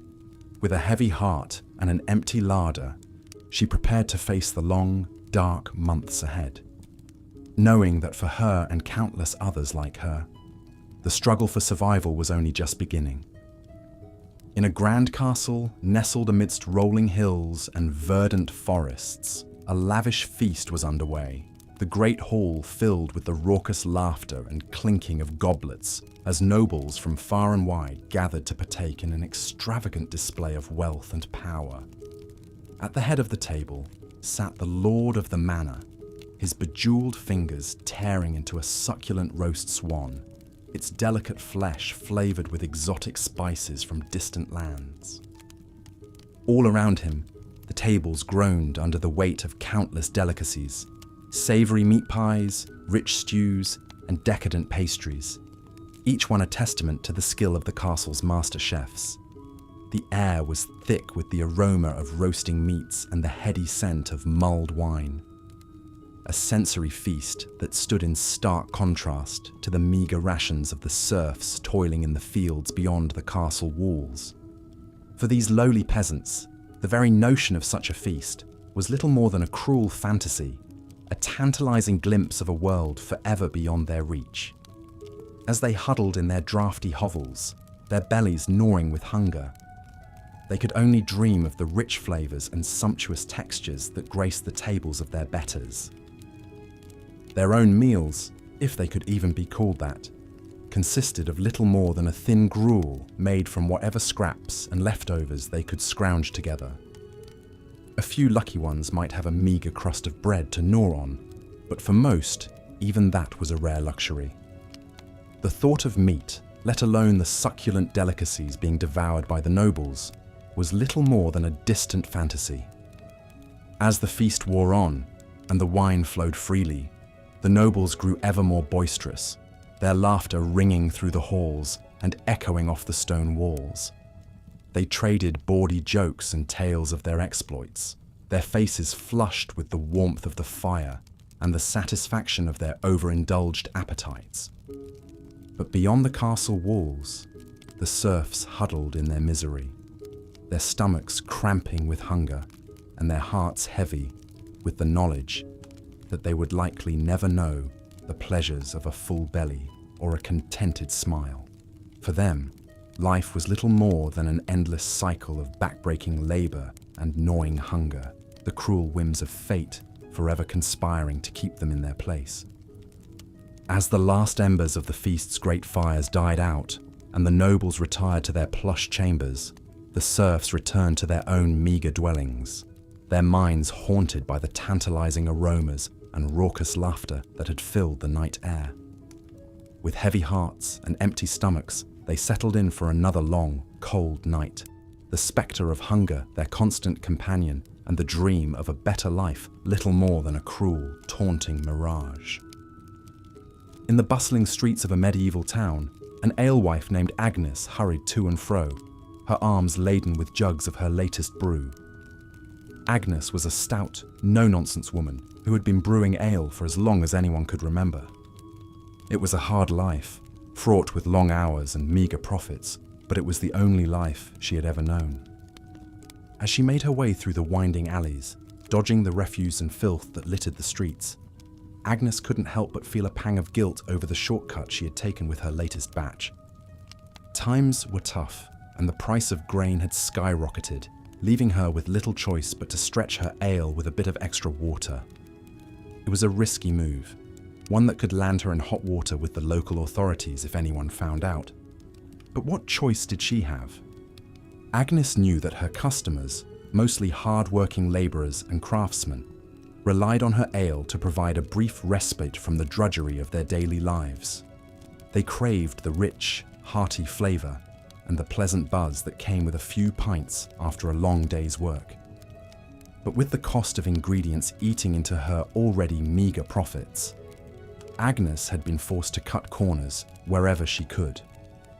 As she arrived at the tavern and began to unload her wares, Agnes couldn't shake the nagging feeling that she was betraying her customers' trust. She took pride in her craft, and the thought of serving them watered-down swill made her stomach churn. But what choice did she have? It was either adulterate her brew or risk losing everything she had worked so hard to build. With a heavy heart, Agnes began to serve her customers, watching as they eagerly quaffed down the subpar ale, their faces contorting in disappointment as they realized that something was amiss. Some grumbled under their breath, while others outright complained, demanding to know what had happened to the usually stellar brew. Agnes did her best to deflect their questions and assuage their concerns, but the guilt continued to gnaw at her. She knew that her actions were wrong, but in a world where survival was a daily struggle, sometimes compromises had to be made. As the night wore on and the crowd began to thin, Agnes finally allowed herself a moment to breathe. She surveyed the empty jugs and the meager pile of coins on the counter, a bitter reminder of the harsh realities of her trade. With a weary sigh, she began to clean up, her mind already racing with worries about how she would make ends meet in the days to come. For Agnes and countless other alewives like her, the struggle to survive in a world of scarcity and hardship was a constant battle. Each day brought new challenges and difficult choices, and the line between right and wrong often blurred in the face of desperation. But still, they persevered, driven by the hope that someday, somehow, their hard work and sacrifice would pay off, and they would finally know the taste of a better life. In the grand halls of a medieval palace, a royal cook named Guillaume scurried about the kitchen, his brow furrowed in concentration as he oversaw the preparations for the evening's lavish feast. Guillaume was a master of his craft, renowned throughout the land for his ability to create culinary masterpieces that dazzled the senses and left even the most discerning palates in awe. As he moved from station to station, barking orders and sampling sauces, Guillaume couldn't help but feel a sense of pride at the opulence and extravagance that surrounded him. The kitchen was a hive of activity, with scullery maids and kitchen boys scurrying to and fro, their arms laden with the finest ingredients from across the realm. There were plump capons and succulent roasts, their skins glistening with honey and spices, mountains of fresh fruits and vegetables, their colours so vibrant they seemed to leap off the platters, and delicate pastries and confections, each one a work of art in its own right. It was a true testament to the wealth and power of the royal court, and Guillaume revelled in his role as the mastermind behind it all. But even as he basked in the glory of his creations, Guillaume couldn't shake the unease that gnawed at the back of his mind. He knew all too well the stark contrast between the lavish feasts he prepared for the nobility and the meagre scraps that passed for meals among the common folk. It was a divide that troubled him deeply, though he knew that to speak out against it would be to risk everything he had worked so hard to achieve. As the final preparations were made and the first course was served, Guillaume watched from the shadows as the nobles took their seats, their faces alight with anticipation. He saw the way their eyes widened in delight as they tasted his creations, the appreciative murmurs and nods of approval that rippled through the crowd. For a moment, he allowed himself to bask in the satisfaction of a job well done. But as the night wore on and the revelry grew more boisterous, Guillaume couldn't shake the growing sense of unease that tugged at his heart. He thought of the countless hungry mouths beyond the palace walls, the gaunt faces and hollow eyes of those who had never known the pleasure of a full belly. As the last of the dishes were cleared away and the nobles retired to their chambers, their stomachs groaning with the excesses of the feast, Guillaume finally allowed himself a moment to rest. He slumped against the kitchen wall, his eyes closed, and his heart heavy with the weight of the injustices he had witnessed. In that moment, he couldn't help but wonder what it would be like to live in a world where food was not a privilege reserved for the few, but a basic right afforded to all. He knew that such a world was little more than a dream, a fantasy as distant and unattainable as the stars themselves. But still, he couldn't help but hope that someday, somehow, things might change, and the plenty he created in the palace kitchens might find its way to those who needed it most. Until then, Guillaume knew that he would continue to ply his trade, his hands forever stained with the guilt of the plenty he created and the poverty he helped perpetuate. It was a burden he would carry with him always, a constant reminder of the cruelty and inequality that lay at the heart of the medieval world. As we have journeyed through the annals of medieval history, exploring the harsh realities and cruel inequities that define the era's food culture, it is impossible not to feel a sense of gratitude for the relative abundance and variety that we enjoy in the modern age. The struggles and hardships faced by our ancestors, from the lowliest serf to the most skilled artisan, serve as a poignant reminder of just how far we have come in our quest to ensure that all people have access to the basic necessities of life. But even as we celebrate the progress we have made, it is important to remember that the spectre of hunger and malnutrition still looms large in many parts of the world. Even in the midst of plenty, there are still those who go to bed with empty stomachs and aching hearts, their dreams haunted by the same cruel inequalities that plagued the medieval world. As we reflect on the lessons of the past and the challenges of the present, it is clear that the fight for food justice is one that is far from over. It is a struggle that will require the collective efforts of all those who believe in the basic human right to nourishment and sustenance. A struggle that will test our resolve and our compassion in equal measure. But even in the face of such daunting odds, we must never lose sight of the progress we have made and the hope that sustains us. We must draw strength from the courage and resilience of those who came before us, those who toiled in the fields and labored in the kitchens, their hands calloused and their hearts heavy with the weight of their burdens. And we must continue to push forward, to fight for a world in which no one goes hungry, and in which the bounty of the earth is shared equally among all those who call it home. It is a vision that may seem distant and unattainable, a dream as fragile and fleeting as the wisps of steam rising from a bowl of gruel. But it is a dream worth fighting for, a dream that has the power to transform the world and bring hope to the hearts of all those who hunger for a better tomorrow. So let us go forth with renewed purpose and determination, armed with the knowledge of the past and the hope of the future. Let us work to build a world in which the plenty of the palace kitchens finds its way to the bellies of the poor, and in which the joys of the harvest are shared by all those who have labored to bring it to fruition. For in the end, the struggle for food justice is not just about filling stomachs and sating hunger.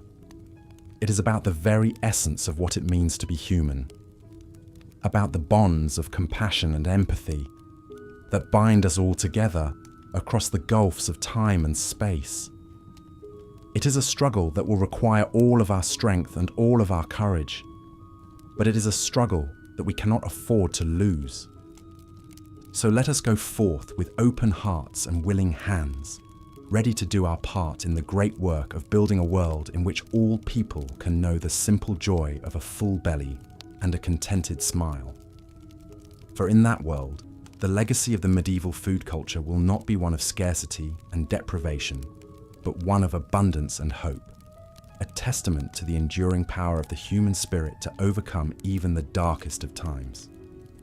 Of course, for the peasants toiling in the fields from dawn to dusk, such extravagance was unimaginable. They subsisted on the most meagre of meals, their bellies never fully sated. A typical repast might consist of a thin barley or rye porridge, known as pottage, accompanied by a hunk of dense, coarse bread.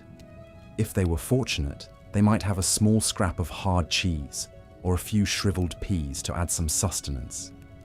Meat was a rare luxury, perhaps a bit of tough, stringy salted pork on a special occasion like Christmas or Easter. The lack of variety in the peasant diet was striking. While the nobility dined on delicacies from distant lands, the common folk made do with the same bland staples day after day. There was little to break the monotony save for the changing of the seasons, which dictated what meagre produce might be available. In the spring, tender greens like nettles or dandelions might provide a welcome respite from the usual fare. Come summer, a few precious fruits, small, hard apples or bitter crab apples, could be gathered from the woods. Autumn brought the harvest season, a time of back-breaking labour, but also a brief abundance of fresh grains, and perhaps a slaughtered hog or two to put up salt meat for the long winter ahead. Ah, winter, the leanest and most dreaded of seasons for the medieval peasant. As the days grew short and the nights bitter cold, families huddled around smoky hearths, bellies pinched with hunger. What little food remained from the harvest had to be carefully hoarded, doled out in small portions to make it last until spring. This was the time of year when the pottage grew thinner and more watery, the bread even harder and more tooth-breaking. Starvation was a constant spectre, waiting to claim the weak and vulnerable. It's hard for us to imagine such a precarious existence where a single failed crop could spell doom for an entire village. Yet for most people in the Middle Ages, this was the grim reality of daily life. They lived at the mercy of the elements, the nobility, and the often cruel whims of fate. A mouth to feed was a burden as much as a blessing, another empty belly to fill from limited resources. Even those slightly higher up the social ladder, like skilled craftsmen or prosperous freemen, rarely enjoyed much better fare than their poorer neighbours. A bowl of pottage might be enriched with a bit of precious butter or a scrap of meat. But the fundamental monotony remained.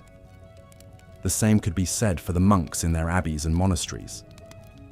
While they generally ate better than the laity, subsisting on bread, cheese, fish, and ale, their diet was still quite Spartan by modern standards. Rich spices and exotic ingredients were reserved for the tables of the nobility. Speaking of ale, it was the common drink of the Middle Ages, consumed by young and old alike. Clean drinking water was often scarce, and the fermentation process provided some protection against waterborne illnesses. But even this small comfort could be adulterated by unscrupulous brewers stretching their product with unsavory additives. Dishonest bakers might do the same with bread, mixing the precious wheat flour with cheaper grains, bran, or even sawdust and chalk. Such deceits were officially frowned upon and could be harshly punished if discovered, but the desperate realities of the time made them all too common. This was a world where food was a daily struggle, a relentless cycle of toil and hunger for all but a privileged few.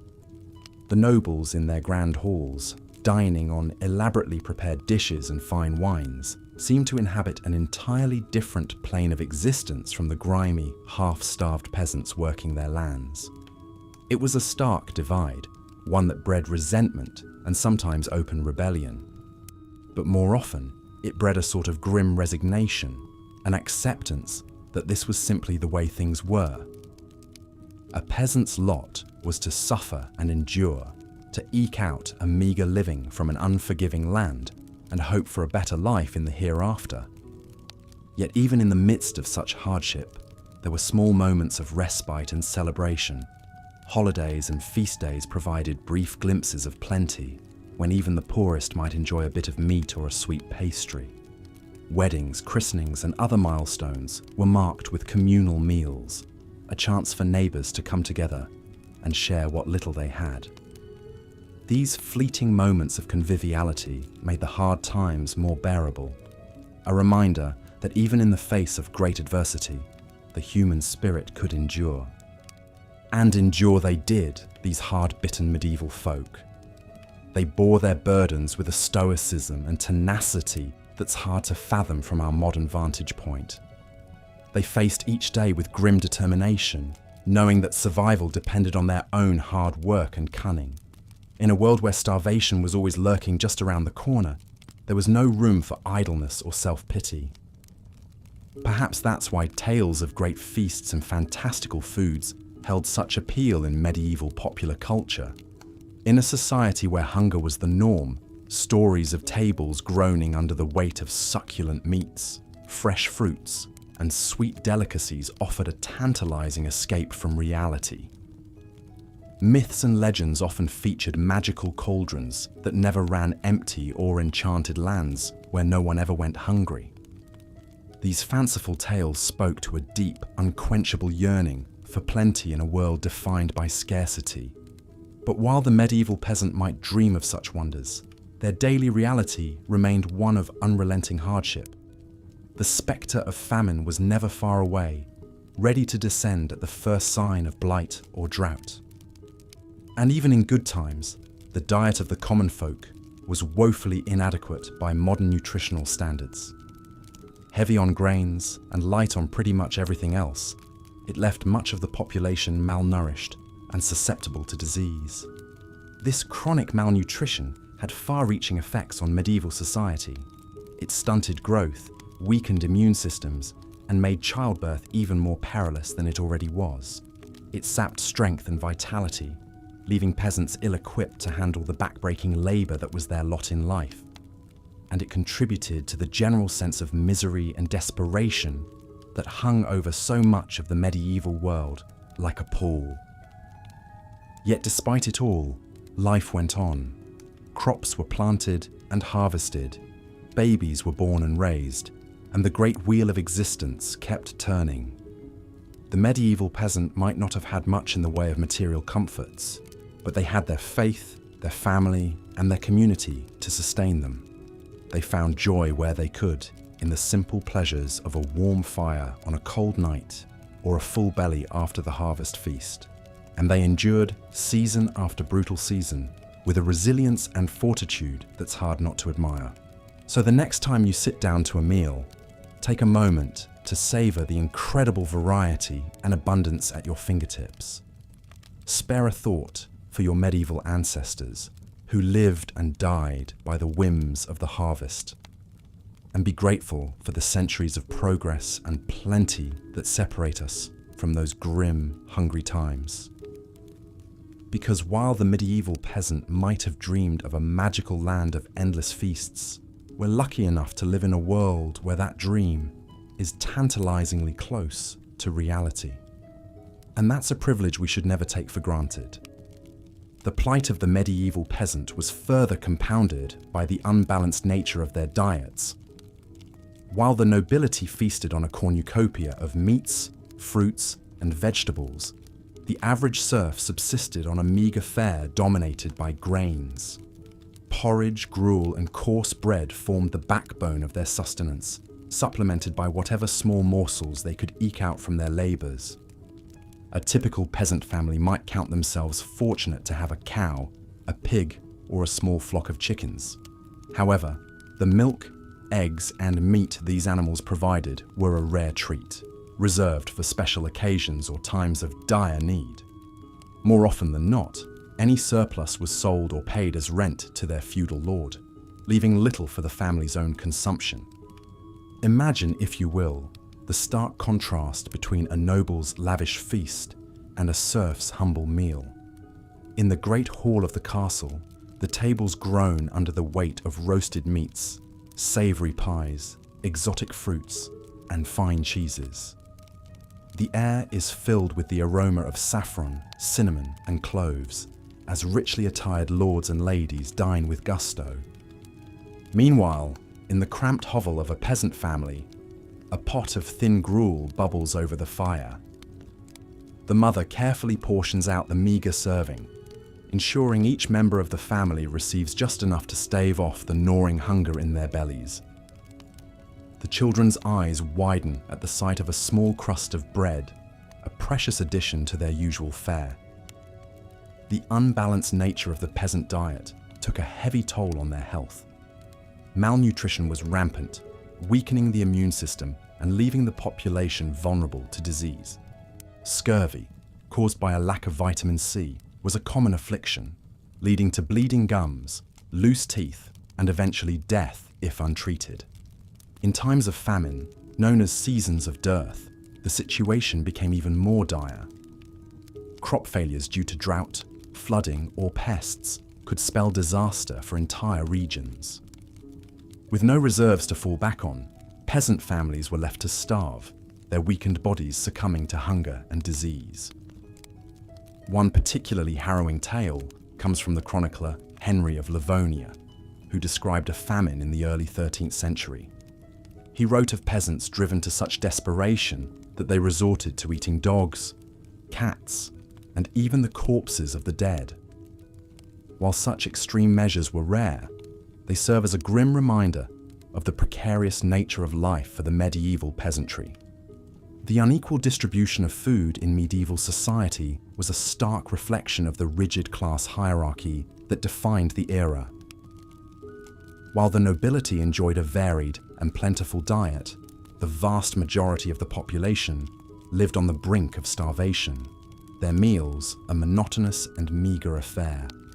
This disparity would persist for centuries, with only gradual improvements in agricultural techniques and social reforms slowly narrowing the gap. As we continue our journey through the culinary landscape of the Middle Ages, we turn our attention to another scourge that plagued the populace: adulterated food and drink. In a time before strict regulations and quality control, unscrupulous merchants and producers often resorted to cutting corners and deceiving their customers in the name of profit. One common target for adulteration was bread, a staple of the medieval diet. Bakers, seeking to stretch their meagre supplies of flour, would mix in a variety of unsavory additives. Ground acorns, chalk, sawdust, and even ground bones were among the fillers used to bulk up the loaves. The resulting bread was often dense, gritty, and lacking in both flavour and nutrition. Ale and wine, the favoured drinks of the era, were also subject to tampering. In a time when clean drinking water was often scarce, these fermented beverages were seen as a safer alternative. However, unscrupulous brewers and vintners would often water down their products to increase their profits, resulting in weak, insipid drinks that did little to quench the thirst or lift the spirits. The story of Agnes, the alewife, illustrates the temptation to adulterate one's wares. Agnes, a widow struggling to make ends meet, relied on the meagre profits from her small brewing operation to support herself and her children. One particularly lean year, with the price of grains soaring and her customers dwindling, Agnes made the fateful decision to water down her ale, stretching her limited supply to sell more volume. At first, her deception went unnoticed, and Agnes breathed a sigh of relief as the coins clinked into her purse. However, word soon spread of the weak, tasteless brew, and her once loyal customers began to seek out other alehouses. Agnes's reputation was ruined, and she was forced to close her doors, leaving her family to face an uncertain future. While medieval authorities did attempt to regulate the quality of food and drink, enforcement was often lax and inconsistent. The Assize of Bread and Ale, a 13th century English law, set strict standards for the weight and price of these staples, but bakers and brewers found creative ways to skirt the rules. Fines and public humiliation were common punishments for those caught adulterating their products, but the lure of easy profits often outweighed the risk of getting caught. The prevalence of adulterated food and drink in medieval society added yet another layer of misery to the already challenging lives of the common people.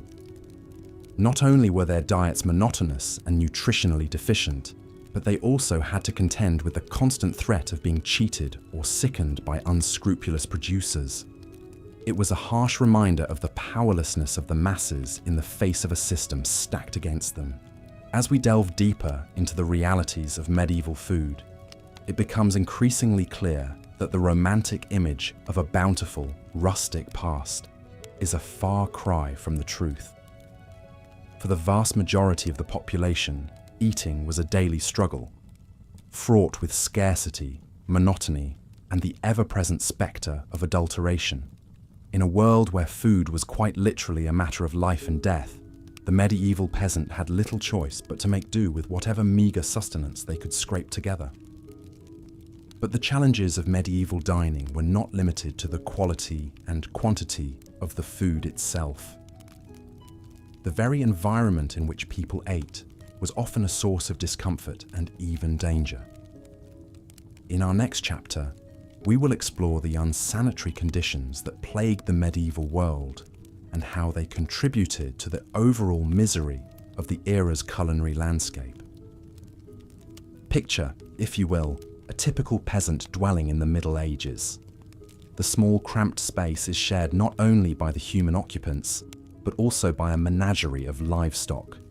Chickens peck at the dirt floor, while a pig roots in the corner, seeking out any stray scraps of food. The air is thick with the pungent aroma of unwashed bodies, animal dung, and wood smoke. In such close quarters, the line between living space and barnyard was often blurred. Livestock were kept indoors not only for their own safety, but also for the warmth they provided during the cold winter months. However, this practice came at a steep price in terms of sanitation and hygiene. Animal waste combined with the general lack of cleanliness created a breeding ground for disease. Flies buzzed incessantly, spreading filth and contamination from one surface to another. The very food that the peasants relied on for survival was often tainted by the unsanitary conditions in which it was prepared and consumed. The consequences of this lack of hygiene were dire. Digestive ailments, parasitic infections, and food poisoning were common occurrences, sapping the strength and vitality of the population. Even the highest echelons of society were not immune to the dangers of contaminated food, as the story of King John of England illustrates. In the year 1216, King John was on the move, campaigning against rebel barons who sought to limit his power. During a stay at the town of Lynn, he indulged in a feast of peaches, a rare treat for the time. However, unbeknownst to the king, The peaches had been improperly stored and had begun to rot. Consumed by hunger and a love of exotic fruits, John ate his fill, only to fall violently ill shortly thereafter. Racked by dysentery and fever, the king's health rapidly deteriorated. He pressed on with his campaign, but his weakened state left him vulnerable to the elements. Crossing the treacherous tidal flats of the Wash, John's baggage train was lost to the rising waters, taking with it his crown jewels and other treasures. The king himself narrowly escaped with his life, but his days were numbered. Less than 2 weeks later, he succumbed to his illness, his reign cut short by a simple meal of tainted fruit. King John's fate, while perhaps more dramatic than most, was not uncommon in a world where food safety was a rare luxury. The medieval landscape was a veritable minefield of potential hazards, from spoiled meat to contaminated water sources. Even the air itself could be a source of danger, as the miasma theory of disease held sway. According to this belief, foul odours and bad air were the primary culprits behind the spread of illness. Medieval cities, with their narrow, winding streets and piles of festering garbage, were seen as particularly noxious environments. The stench of human waste, rotting food, and industrial pollution mingled together in a miasmatic brew that was believed to be the source of all manner of ailments. In reality, of course, it was the unsanitary conditions themselves that allowed disease to thrive. The Black Death, which wiped out an estimated 1/3 of Europe's population in the 14th century, was spread not by bad air, but by fleas infected with the bacterium Yersinia pestis. The crowded, filthy conditions of medieval cities provided an ideal environment for the disease to take hold and spread like wildfire. The impact of unsanitary conditions on medieval food culture cannot be overstated. It was not merely a matter of unpleasant odours and occasional bouts of illness, but a pervasive and deadly threat that loomed over every meal. The simple act of eating, which we today take for granted as a pleasurable and nourishing experience, was fraught with danger and uncertainty for the average medieval peasant. In a world where even the most basic standards of hygiene were often lacking, food became not just a source of sustenance, but also a potential vector for disease and suffering. This, combined with the scarcity and monotony of the peasant diet, created a culinary landscape that was as bleak as it was unappetizing.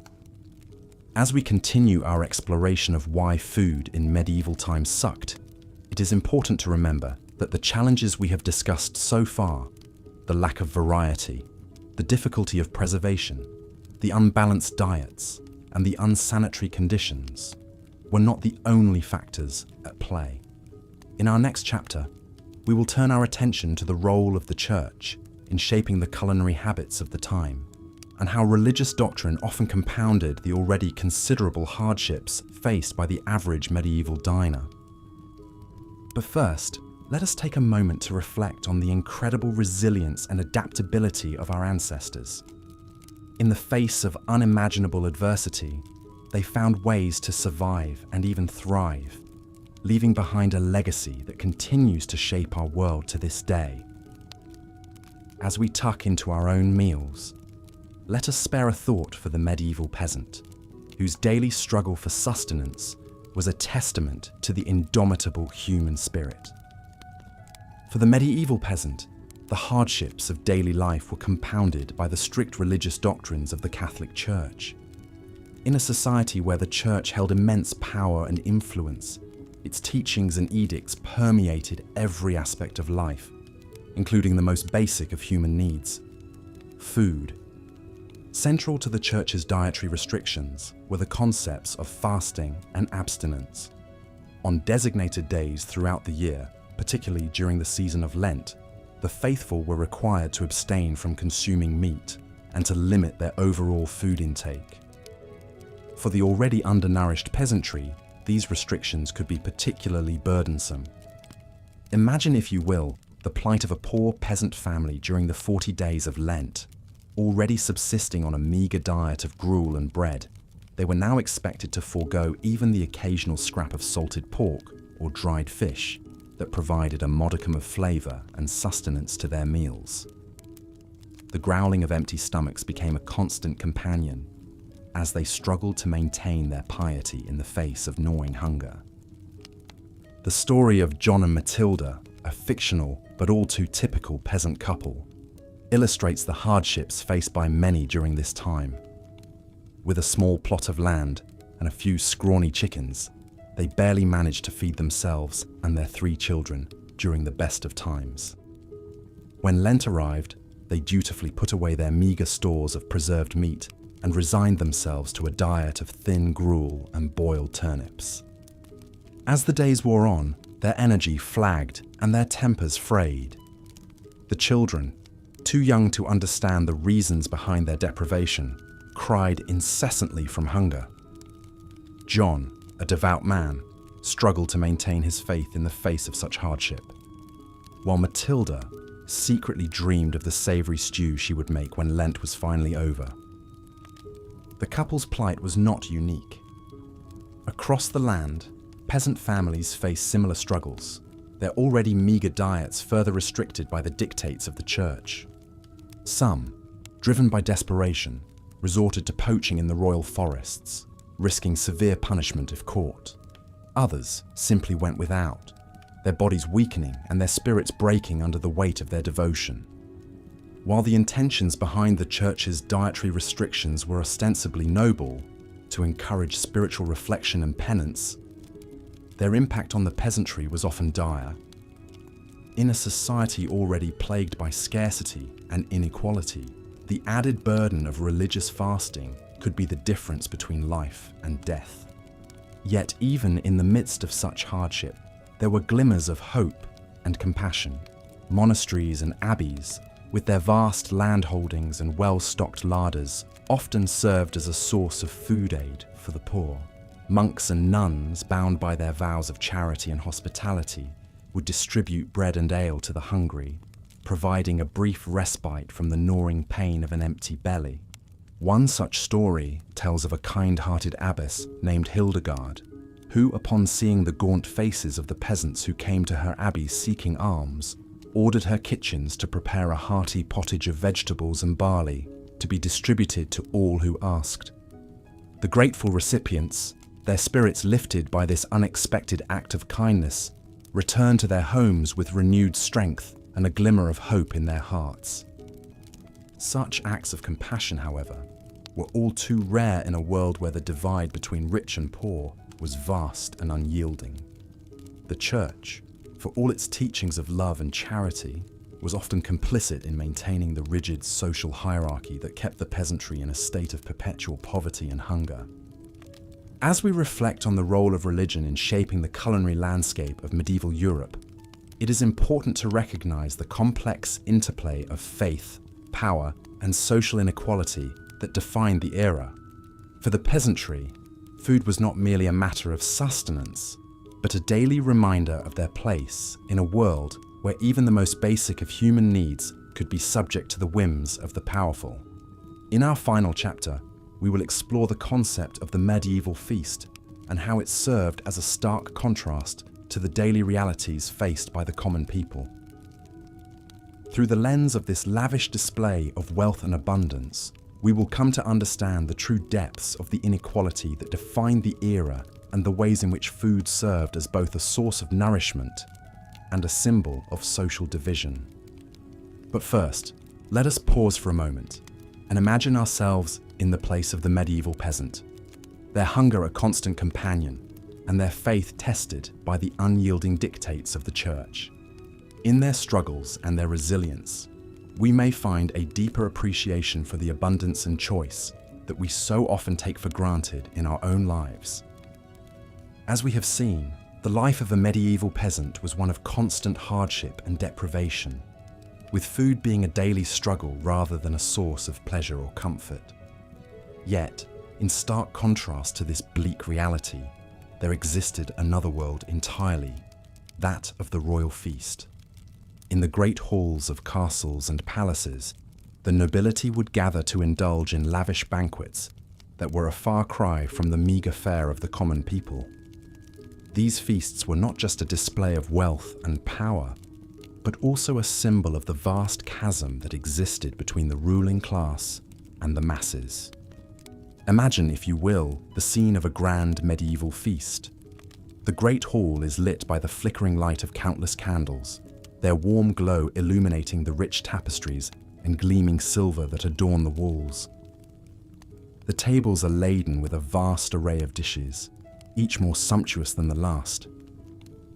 At the center of the table sits a magnificent roasted boar, its crisp, golden skin glistening with fat. Surrounding it are platters of roasted fowl, their succulent flesh stuffed with exotic spices and herbs. There are pies filled with tender game, their flaky crusts hiding a treasure trove of savory delights. And everywhere, there are fruits and vegetables of every hue, their vibrant colors a testament to the bounty of the land. Presiding over this opulent display is the royal cook, a master of his craft who has spent days preparing for this grand occasion. He has scoured the countryside for the finest ingredients, sourcing the freshest meats and... Part 4. Adulterated food and drink. In the dimly lit, cramped streets of a medieval town, a baker named Alric wiped the sweat from his brow as he toiled over his latest batch of bread. The harvest had been meager this year, and grain prices were soaring. To make ends meet, Alric had resorted to secretly stretching his dough with fillers like ground acorns, sawdust, and even chalk. It was a common practice among unscrupulous bakers looking to maximize their profits, even if it meant compromising the quality and safety of their bread. As Alric worked, his mind wandered to the alewife down the street, who was known for watering down her brew to make it last longer. In a world where clean drinking water was often scarce, ale and wine were the beverages of choice for most people. However, this also meant that the quality of these drinks was often questionable at best. In larger cities, the authorities did attempt to regulate the food and drink trade to some extent. Ale tasters were employed to ensure that brews met a certain standard, and bakers found to be adulterating their bread could face fines or even public humiliation. In London, for example, dishonest bakers might be dragged through the streets on a hurdle with their substandard loaves hung around their necks. However, these regulations were often poorly enforced, and the punishments were not always a sufficient deterrent. Many bakers and brewers simply saw the fines as a cost of doing business and continued to cut corners wherever they could. For the average person, this meant that the food and drink they consumed were often of dubious quality. Bread that was supposed to nourish them might instead be filled with inedible or even harmful substances. Ale that was meant to quench their thirst might be so watered down that it provided little refreshment. It was just another hardship in a life already filled with challenges and uncertainties. As Alric pulled his latest batch of bread from the oven, he couldn't help but feel a twinge of guilt. He knew that his customers trusted him to provide them with honest, wholesome food.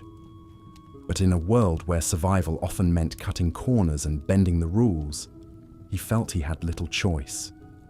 He could only hope that his small deceptions went unnoticed and that his bread would provide some small comfort to those who ate it, even if it wasn't quite what it seemed. Part 5. Unsanitary conditions. In the year 1216, King John of England sat down to a lavish meal after a long day of hunting.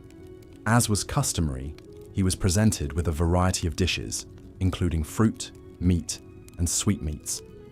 However, unbeknownst to the king, the peaches he consumed that day were spoiled, likely due to improper storage and handling. Shortly after the meal, John fell violently ill with dysentery, a disease that would ultimately claim his life.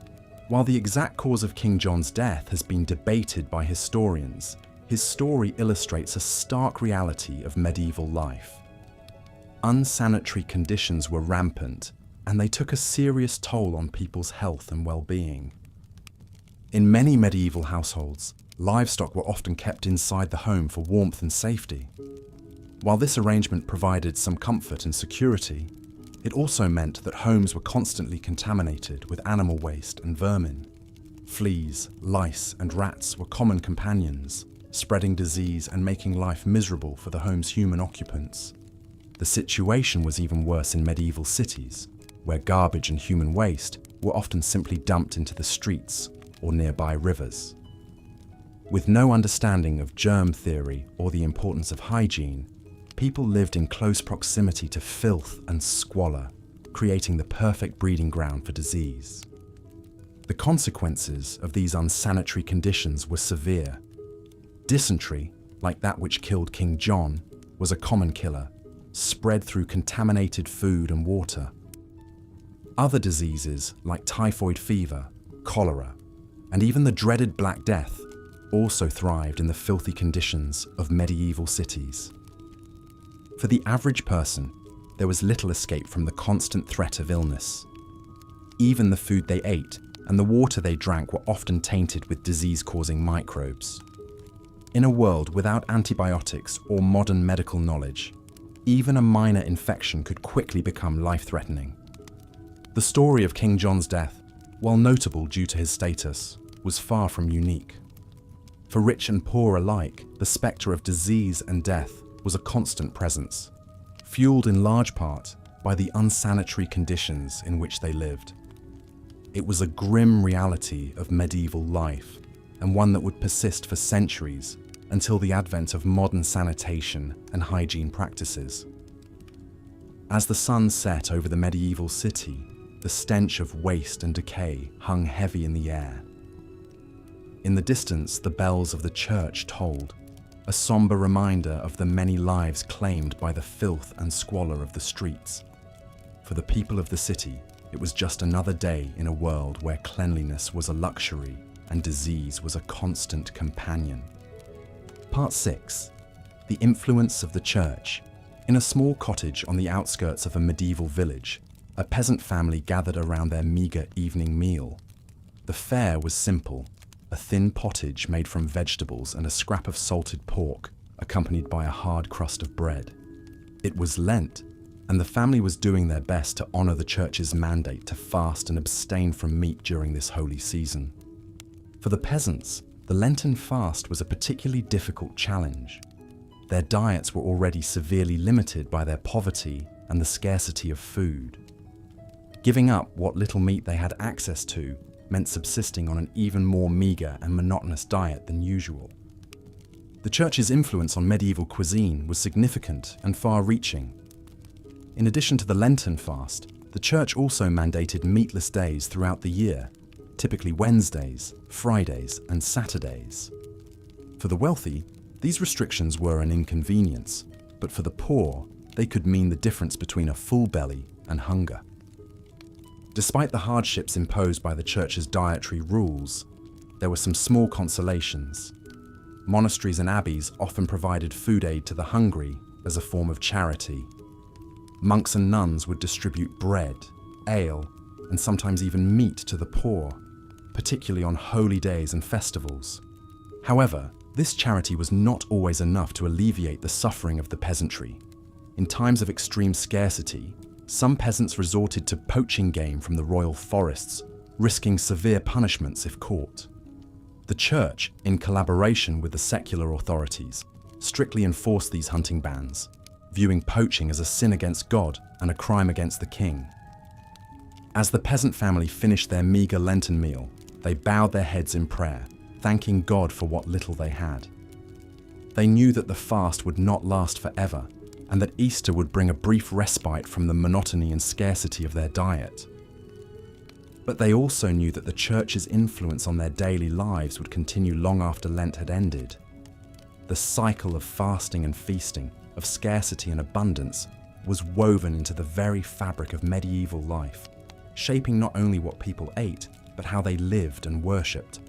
In the grand cathedrals and humble parish churches, the priests preached the virtues of fasting and self-denial.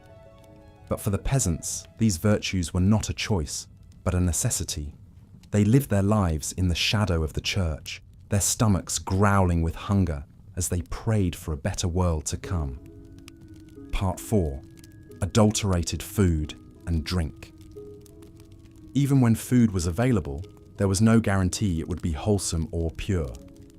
In a world without industry regulations or safety standards, deception and corner cutting ran rampant. Imagine the plight of the humble baker, eking out a living by selling his bread to the townsfolk. Desperate to stretch his meager supply of flour, he might resort to mixing in fillers like ground acorns, sawdust, or even chalk. While these additives may have bulked up the loaves, they certainly didn't make for a nutritious or appetizing meal. The bakers weren't the only culprits, though. Unscrupulous brewers and vintners were notorious for watering down their wares to maximize profits.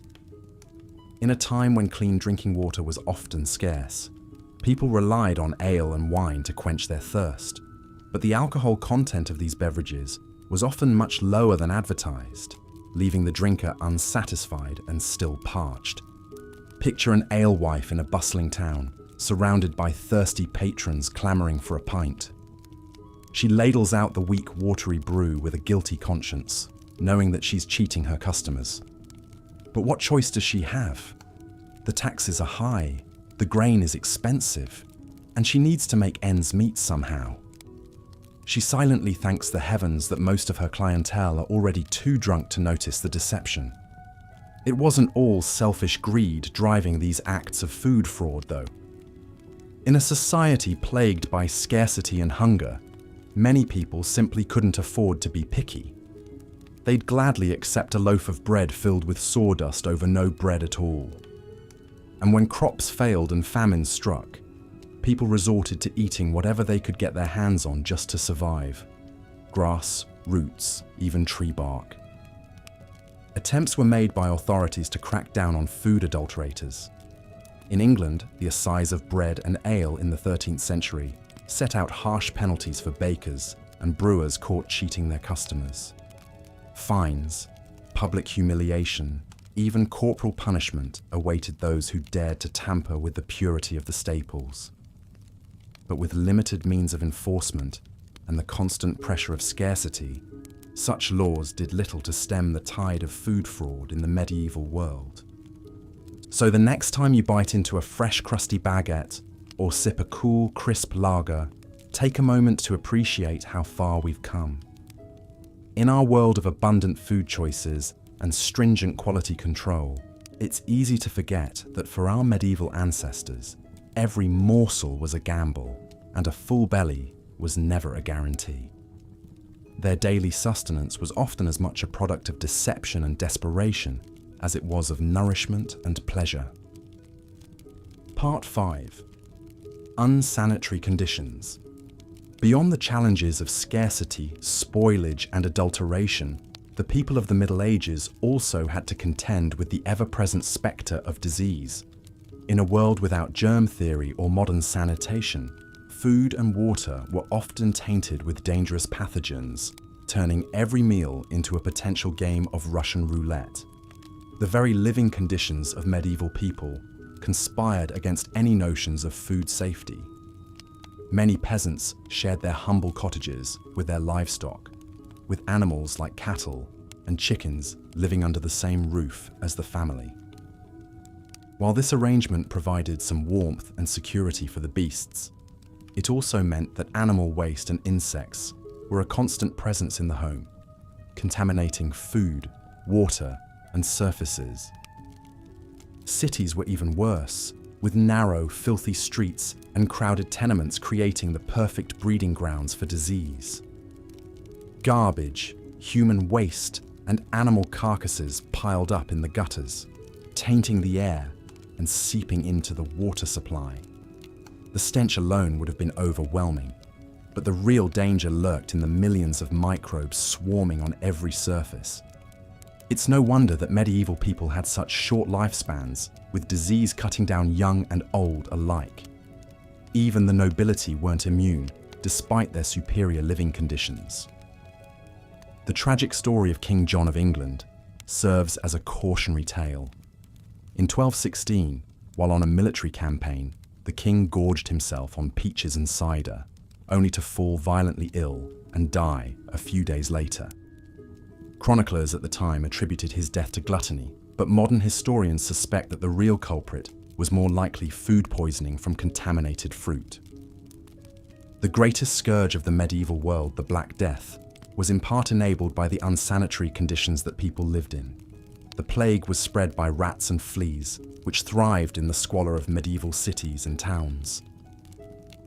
With garbage and waste piling up and hygiene standards virtually non-existent, it was only a matter of time before the pestilence took hold, wiping out a third of Europe's population. It's a grim picture, but it's important to remember that medieval people weren't ignorant or unconcerned about cleanliness. They may not have understood the science behind disease transmission, but they recognized the importance of keeping food and water clean. Monasteries and hospitals often had strict hygiene rules, and medieval housewives took great pride in keeping their homes as spotless as possible. But in a world without refrigeration, proper sewage systems, or clean running water, there was only so much that could be done. Every day was a battle against the forces of decay and contamination, and all too often, those forces won out. So the next time you enjoy a meal in a clean modern kitchen, spare a thought for your medieval ancestors who fought that battle every day of their lives, with the odds stacked firmly against them. Part 6. The influence of the Church. In the medieval world, the Catholic Church loomed large over every aspect of life, and food was no exception. For the faithful, the religious calendar dictated what could be eaten and when, adding an extra layer of complexity to an already challenging food landscape. The Church mandated strict fasting and abstinence rules, particularly during the penitential season of Lent. For 40 days before Easter, meat was strictly off the menu, as were dairy products, eggs, and even olive oil in some regions. Fish was sometimes permitted, but for many poor peasants, even that was a luxury they could ill afford. Imagine the struggle of a peasant family, already living on the brink of starvation, faced with the prospect of giving up what little meat and dairy they had for the sake of spiritual purity. The growling stomachs and weakened bodies were a small price to pay, they were told, for the promise of eternal salvation.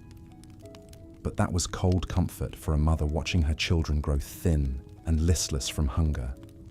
Even outside of Lent, the Church's influence could be felt in the rhythms of the weekly menu. Wednesdays, Fridays, and Saturdays were designated as lean days, when meat was forbidden.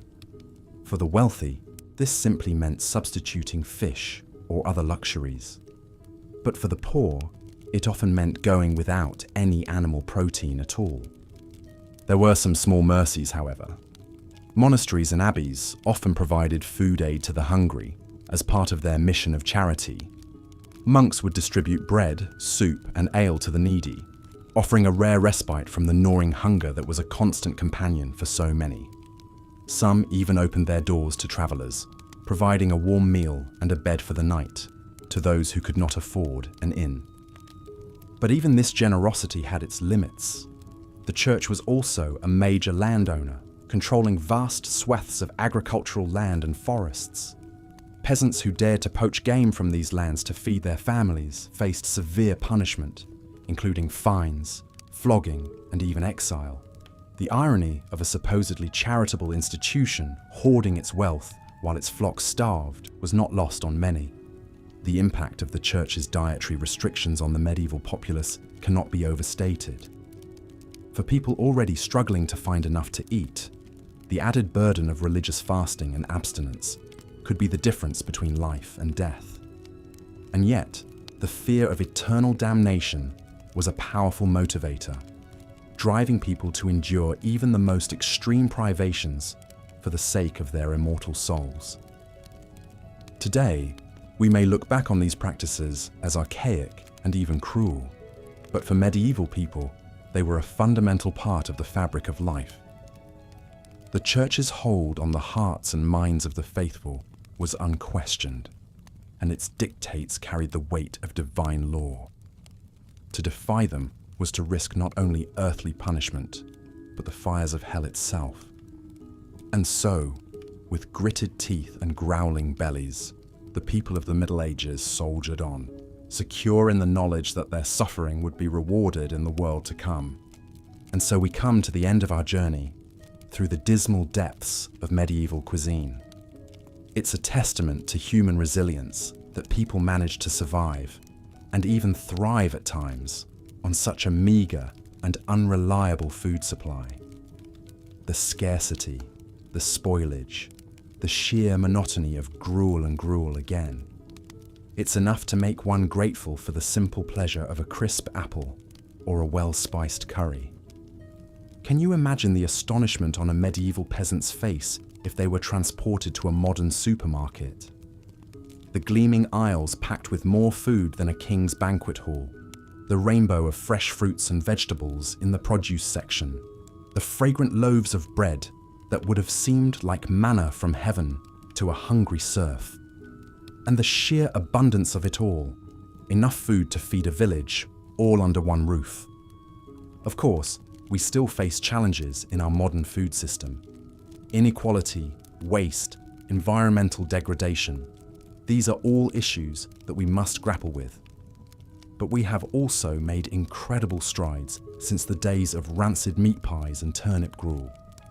We have a greater understanding of nutrition, of food safety, of the importance of variety and balance in our diets.